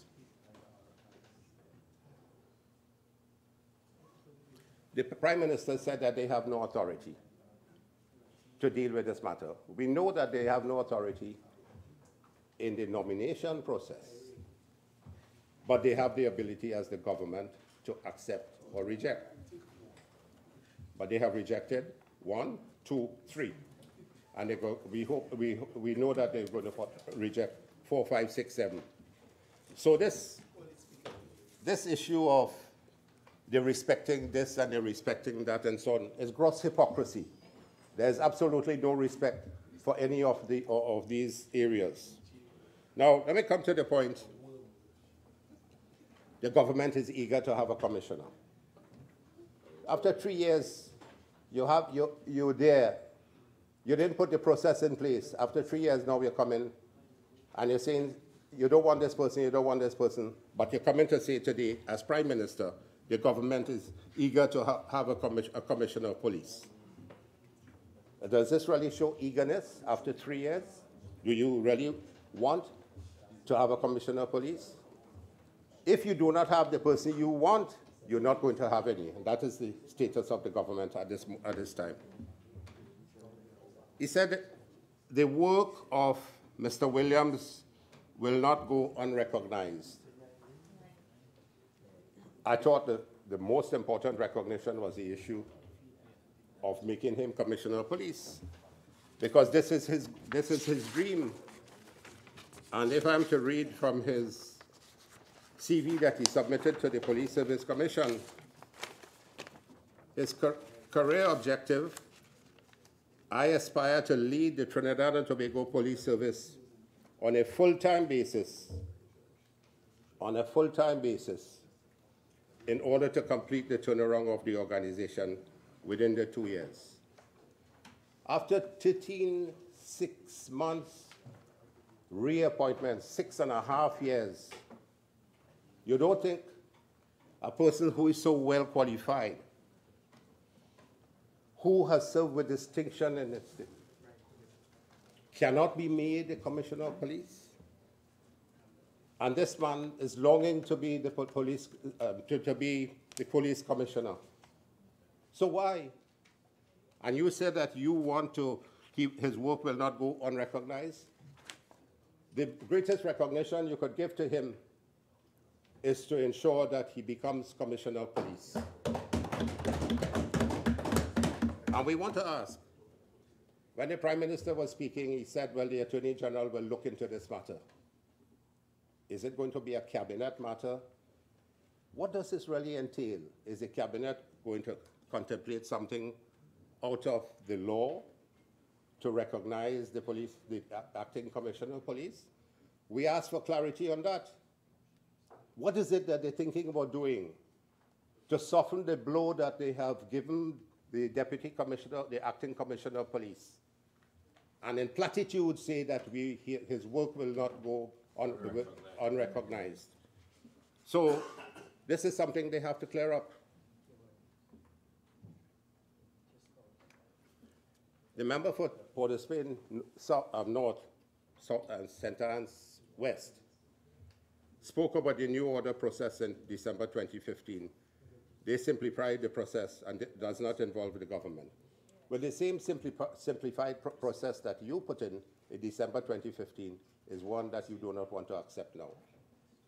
So you put in something in 2015 and you don't want to accept it. How foolhardy. And let me just conclude by saying the issue of when the member for Naprima was speaking about the waste of time and a waste of professional capacity. On parliamentary atrophy. Yeah. Why are you bringing us back? We are a team prepared to work. Opposition is not afraid of any work at any time. 345,000 people ensure that we become a formidable opposition, and this is what we are, a formidable opposition. And when we see things are not happening in the way that it should happen, it is our voices must be heard out in the general public. And so therefore, we say that this process that the government is putting through this parliament is an abusive process. It is absolutely unnecessary.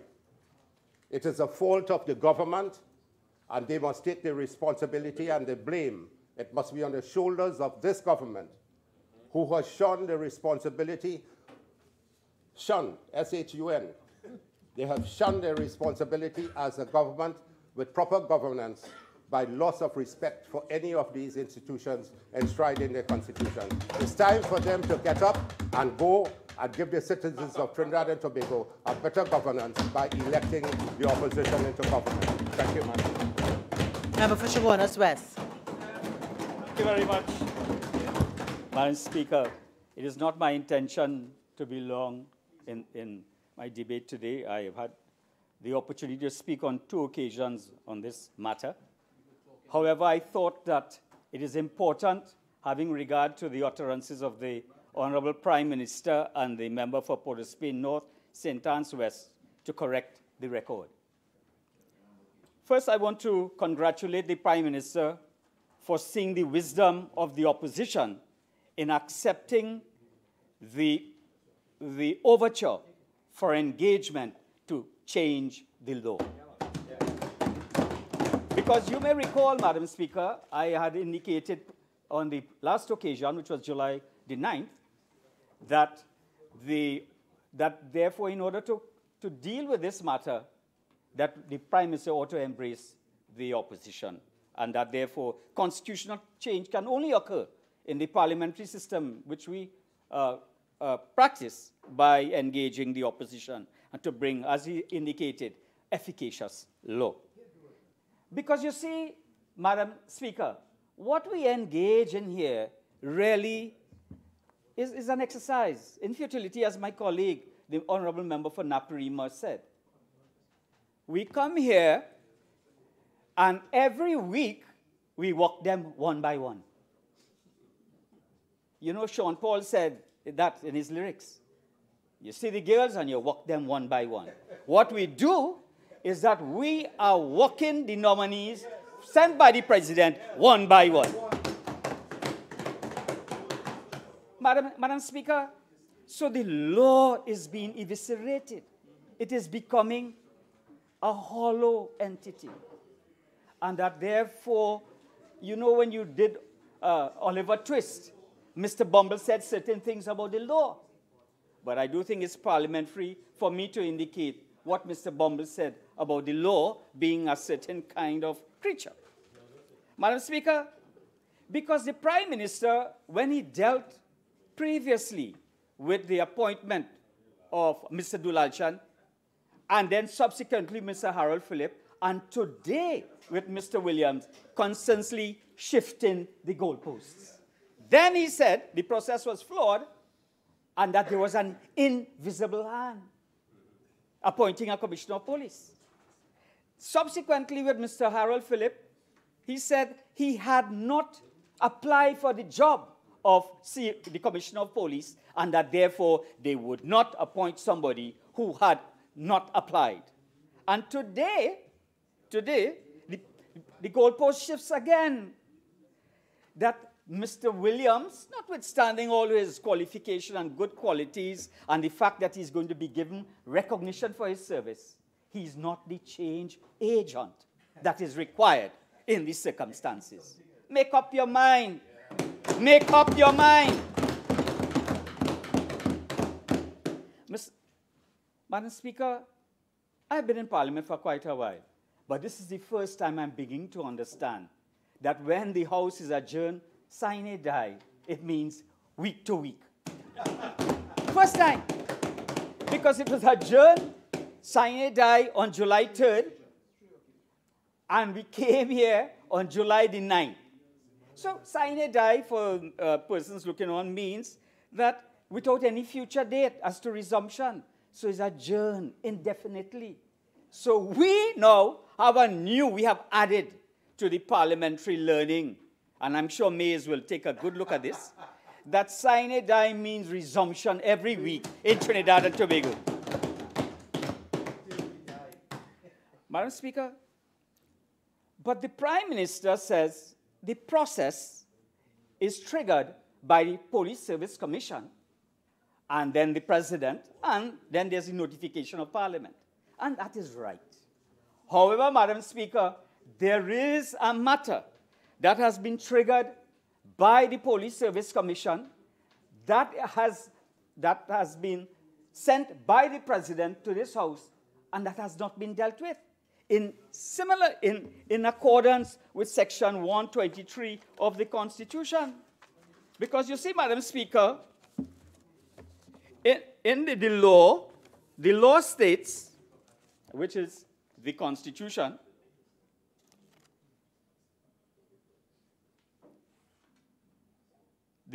and this is at 123.3, Madam Speaker, the Police Service Commission shall submit to the President a list of the names of the persons nominated for appointment to the offices of Commissioner or Deputy Commissioner of Police. Now, on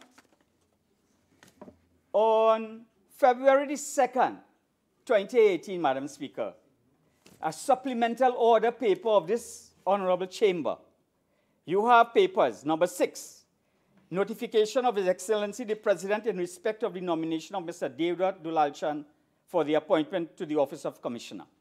Paper number 7, the notification of His Excellency the President in respect of the nomination of Mr. Devdutt Dulalchan for the appointment to the office of Deputy Commissioner of Police. Paper number 8, the notification of His Excellency the President in respect of the nomination of Mr. Harold Phillip for the appointment to the office of Deputy Commissioner of Police. So, Her Excellency, I thank you for the correction, Member Port of Spain North.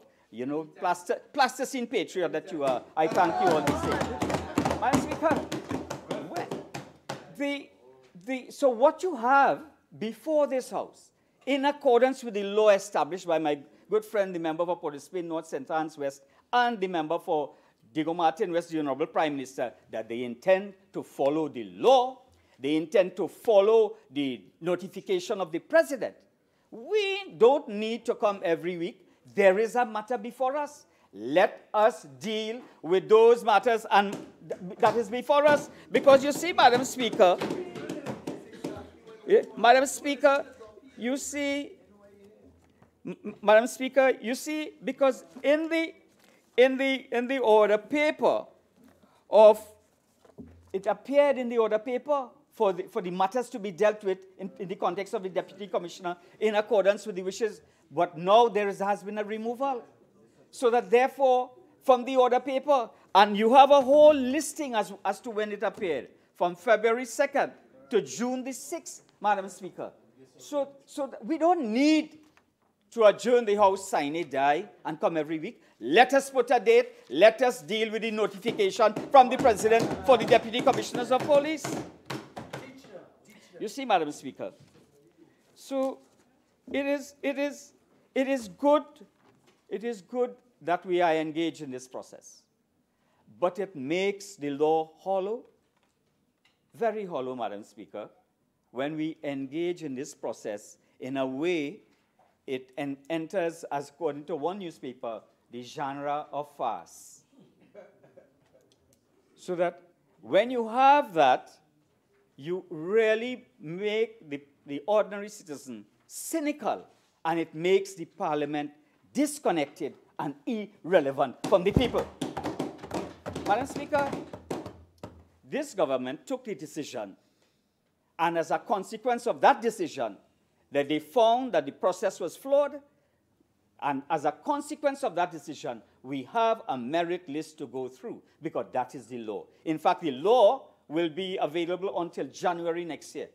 That is the law unless you exhaust the list. That is, it stands for a year from the date of the first order of merit being, president being notified. So, Madam Speaker, we are here in this extraordinary sitting because of the extraordinary incompetence of the government of the day. And whilst we will do our duty to God and country, we find that it is inappropriate because that we engage in this process as we are doing. Because you see, the framers of this constitutional change, Mr. Pandey's opposition leader and Mr. Manning, the deceased then Prime Minister, it was never in their contemplation, Madam Speaker, that the government of the day will utilize their majority to floor the whole process. It was the contemplation, and you could see it by way of notification, that you will have individual members being flawed, meaning there will be character issues. There may be issues with respect to their alliances in the society or their allegiances in the society. There may be certain issues that will come to the fore, but it was never the contemplation that the whole process will be kicked out, the baby with the bathwater. So, Madam Speaker, it is because of that approach. And why? Why did the government take that approach? Well, I don't want to engage in conjecture, but it is thought for them. Because you see, on July the 3rd, they did not contemplate coming back. On July the 9th, they didn't contemplate coming back. July the 20th, they did not contemplate today. I don't know whether they're going to set the date. The acting leader of government business might then now set the date. So set the date. So, you know, there are great expectations now, Madam Speaker, great expectations. So all I want to indicate at the end of this very short contribution, we must follow the Constitution. We must follow the law. But we have a duty not to make the law an ass. So, Madam Speaker, with these few words, I thank you. Member for Diego Martin West.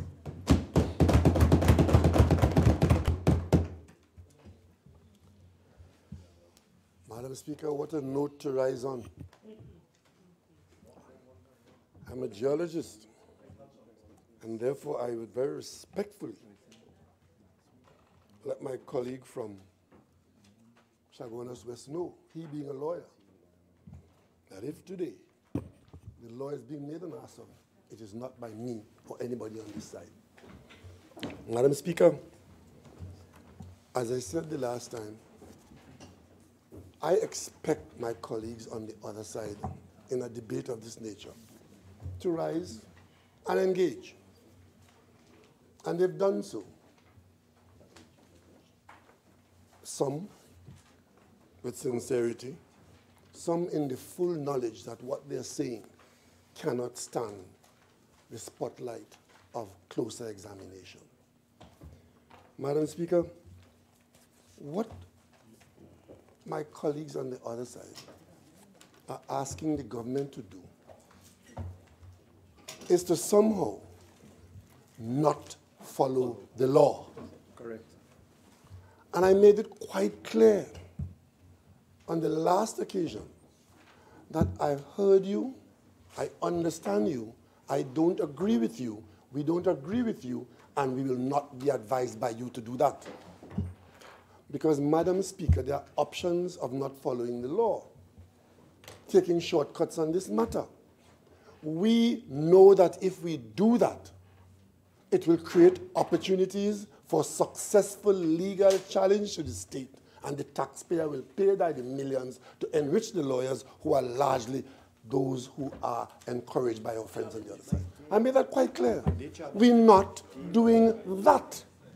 Madam Speaker, imagine, Madam Speaker, that it specifically says in the law that the commission shall send the first person at the top of the merit list in any point in time.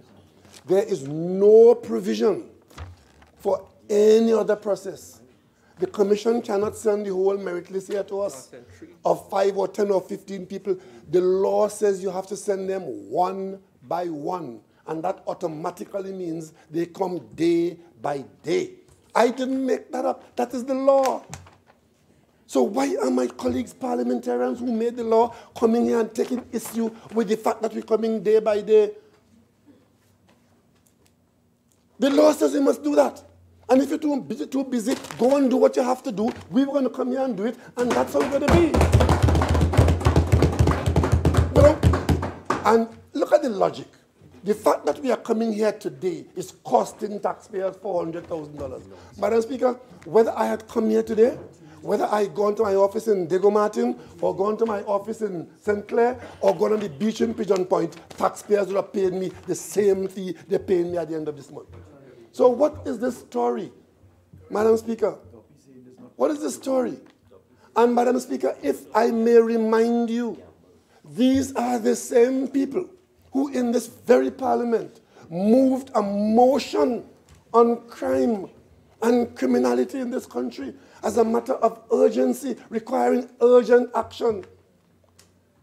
And I said, Madam Speaker, I'm going to repeat it. The reason why we are doing this now in the vacation period is because it is the first opportunity we have had to respond in this way. Had this matter come to us before, we might have dealt with it, and we would have dealt with it within the parliamentary term. Madam Speaker, I don't know how many of them went to the Latin class, but I understand that some of them understand now, and they're giving us advice on sine die. Madam Speaker, you know what sine die means? Sine die means without a date. That's all. That's all it means. That's all it means. So when you adjourn, when the parliament is adjourned, and you know, the language of parliament is English. This sine die story that has exercised them, Madam Speaker, sine die, my colleague here could easily have said, as we normally would say, a date to be fixed. That is what sine die means, a date to be fixed. It means you are adjourning today, and you are not saying at that time when is the next time you will come. Madam Speaker, that is the basis of an argument for hours here. That's what sine die means, a date to be fixed. And there is provision in the parliamentary standing order for us to come here. My colleagues know that. You have ruled. They exercised it before. You are the authority, Madam Speaker. You have ruled that we are here properly. And even after you've ruled, they get up here and they're quarreling about being here. Madam Speaker, and while they're doing that, they're saying that we're willing to come anytime, any day to do the people's business. Madam Speaker, let me quote for you. Not what they say. Let me quote for you what they've written to the government on that score as to how frequently they will want to come here. Madam Speaker, let me quote a document dated the 20th of July. Today's date. Before we got here, they wrote to us, to the Minister of Finance, 20th of July, 9 minutes before the Parliament due convened this afternoon. 1:21 p.m. Parliament convened at 1:30. Madam Speaker, I invite you to look at 55B. The member for Borders Bay North St. Anne's West raised that already. Please continue, Member for Diego Martin. Thank you, Madam Speaker. Thank you, Madam Speaker.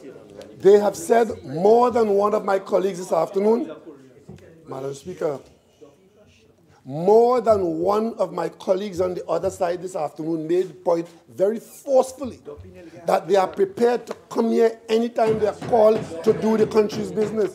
I am simply demonstrating to you, Madam Speaker, how to take that statement or those statements. Because at 121, this isn't only people's business to be dealt with. It is quite normal in this Parliament for committees to meet during the vacation. Worse than that, Madam Speaker, it was my colleagues on the other side that brought this Parliament out in the vacation period to amend the Constitution to change the way we vote in this country.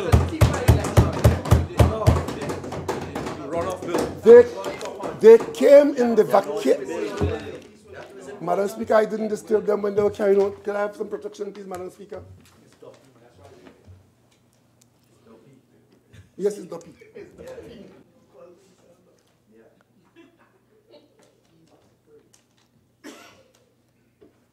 Prime Minister. Yes, Madam Speaker, as I'm saying, I'm responding to what my colleague said about this whole violation of holiday rights. The Parliament of this country was called into session in August during the vacation period to amend the Constitution, to change the law, to change the voting system in the country. It was so urgent that they do that they called it in the vacation. And Madam Speaker, we were in the opposition, then we came to the Parliament and we engaged the issue. Week after week. We engaged the issue. Week after week. Madam Speaker, they are suggesting to us that we are incompetent because we are coming here every week, every day. Madam Speaker, we can only come here to treat with a nominee, and it will only be a nominee because the law restricts it to a nominee. To one nominee. And we can only come here when the president sends a notification. That is the Constitution. So if there's no notification coming from the president, we can't summon our colleagues to come here for that.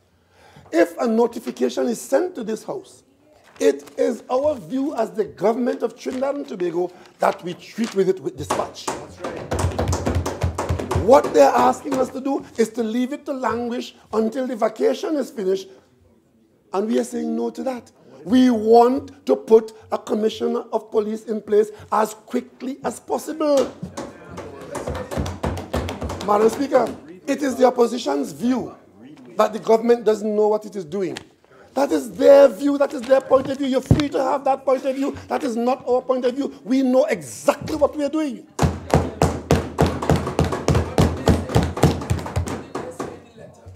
Madam Speaker, the letter says, the letter of Madam Speaker, relevance 48.1. This letter is in a committee. Is a committee 48.1. This is.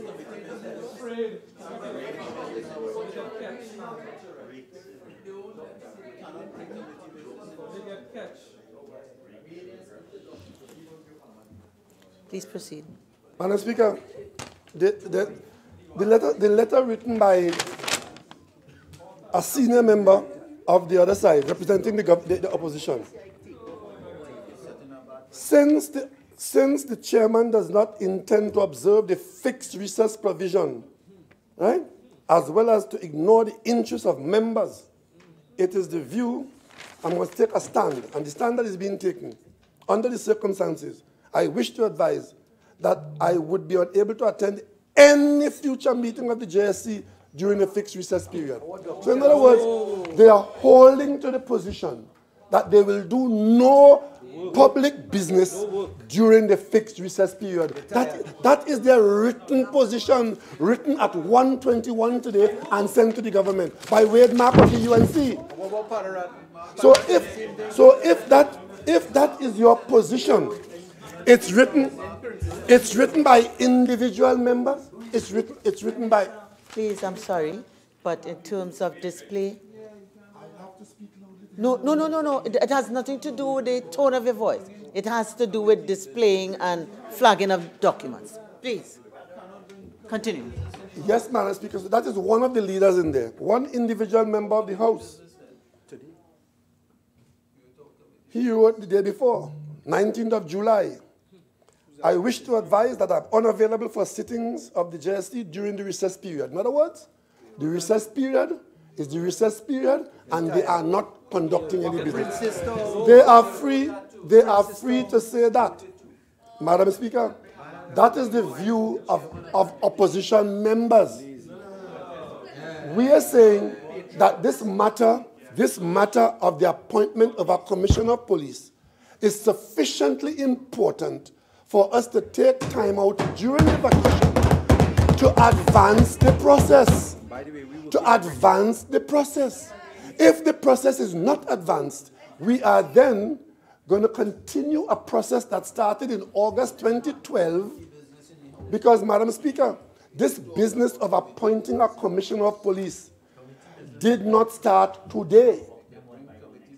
And I will repeat, Madam Speaker, I am very surprised, Madam Speaker, at their eagerness, now that they're in the opposition.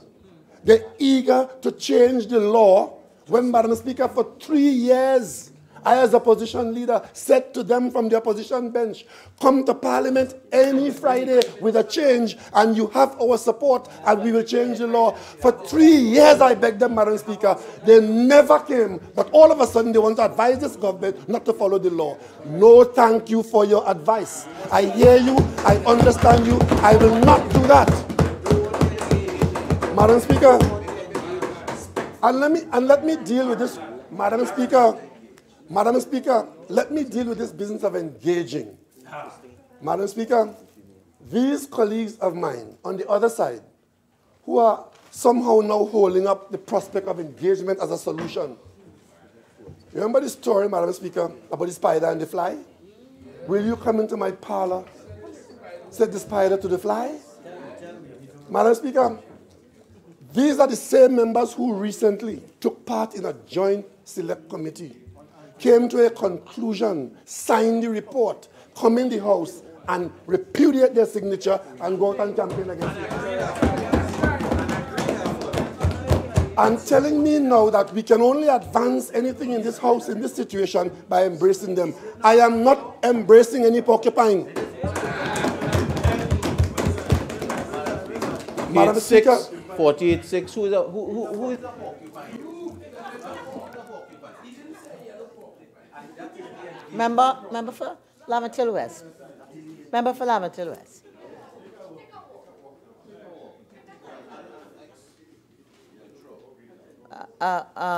Member for Pointe-a-Pierre. I overrule your objection. Well, I did not hear anybody on this side being accused of being a porcupine.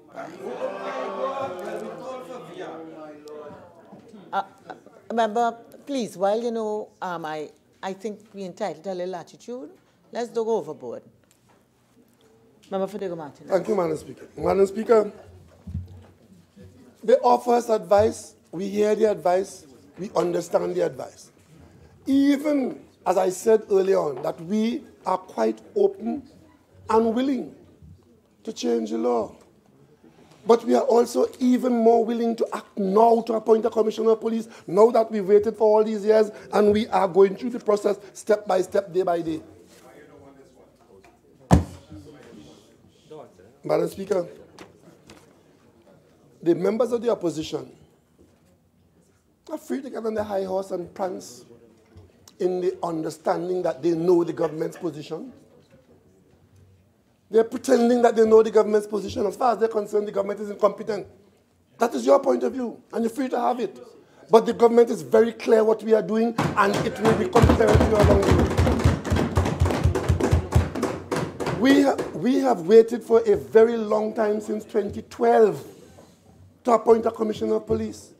From 2012 to 2015, it was not within our control.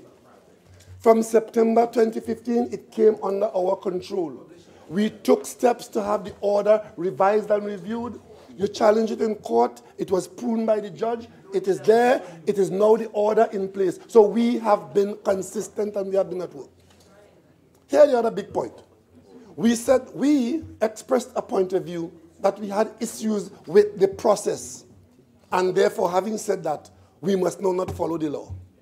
That is the advice from the opposition. Because we have said, in expressing our view on the process, and interestingly enough, when we expressed our view and concern about the process, our colleagues on the other side came up with their position. Yes, the process has issues, but it's not fatal. Exactly.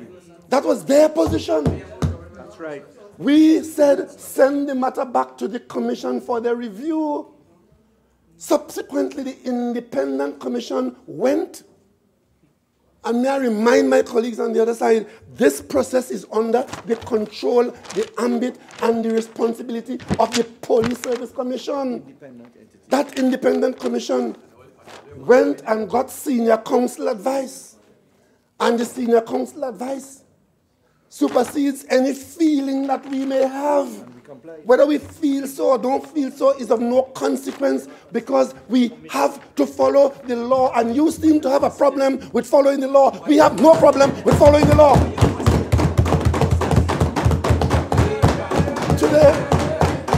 Today, the most amazing development, we are being chastised for following the law. I wear that as a badge of honor.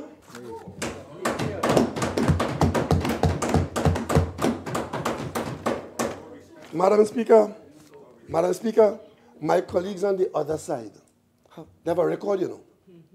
They passed a law in this house. We told them, I'm just explaining to the Speaker why I am not just, and I don't want to use the animal porcupine, why I'm not just embracing my colleagues in this way as they're inviting. Madam Speaker, my colleagues have a record, you know. And against that record, you have to understand what they're telling us. They passed a law here for the Children's Authority. Passed the law in this house. Did not make the provisions. And when an objection is being raised. Member? Yes, member. What's the relevance of what he speaks about the Children's Authority to this, Madam Speaker? Member, Prime Minister, please move on. Madam Speaker, I'm moving on by saying, as they have invited me to allow them to run the process, by the embrace, the offer of the embrace, I'm simply pointing out that if I am invited to embrace, I have to understand whether there is love or smartmanism. And I'm saying that the Children Residence Bill was passed here, and those who passed it, knowing that the bill required, right? Because what is the children? Proceeded. Children residence. You told me I couldn't talk about the process. Member. Yes, Mr. Member. Yes, Speaker. I don't need you to remind me what I told you, please. Prime Minister, please don't go back to Children's Authority or Children Residence. Please move on. All right. Without dealing with specifics, Madam, let me just make the statement, which I expect that I can make in the debate, that as I'm invited to embrace the opposition in this matter, I have to be very wary of their commitment on matters of this nature, because there are many examples where they've invited and they took advantage of the situation. So, Madam Speaker, it's against that background that I understand what they're saying to us. Ignore the law and come into their parlor and try to create a new law at this stage, right?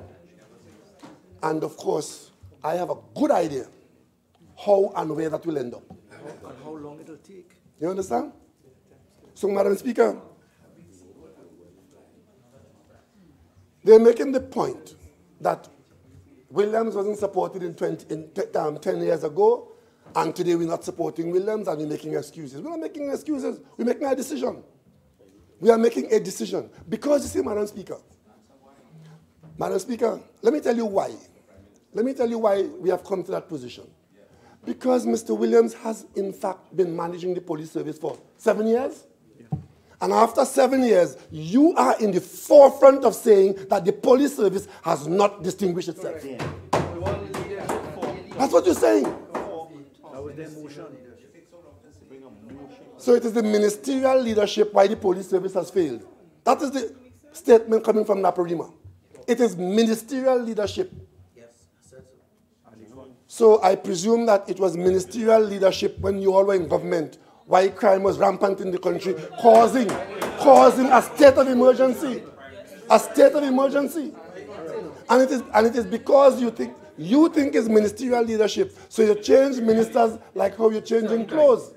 We are saying, Madam Speaker, that the police service, regardless of who is in office in the cabinet, that there's an urgent requirement for leadership and substantive leadership in the police service. And it's not just the Commissioner of Police, Madam Speaker. With the Commissioner of Police being acting, that go all the way down through the police service. Senior superintendent, there are some people acting 2 and 3 levels above.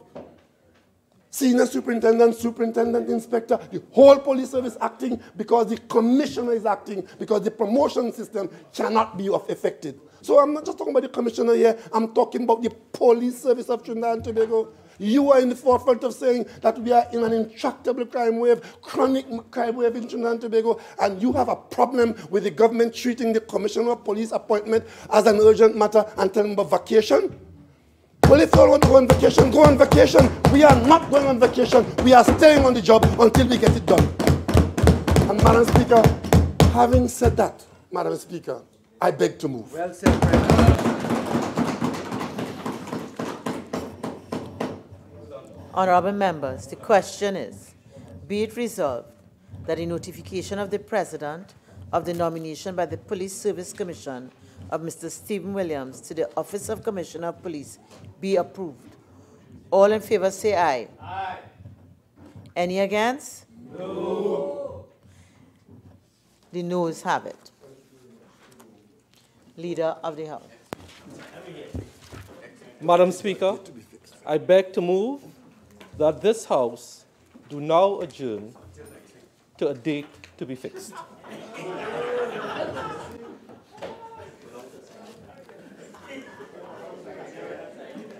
Honorable members, the question is that this House do now adjourn to a date to be fixed. Those in favor say aye. Aye. Any against? The ayes have it. This House now stands adjourned to a date to be fixed.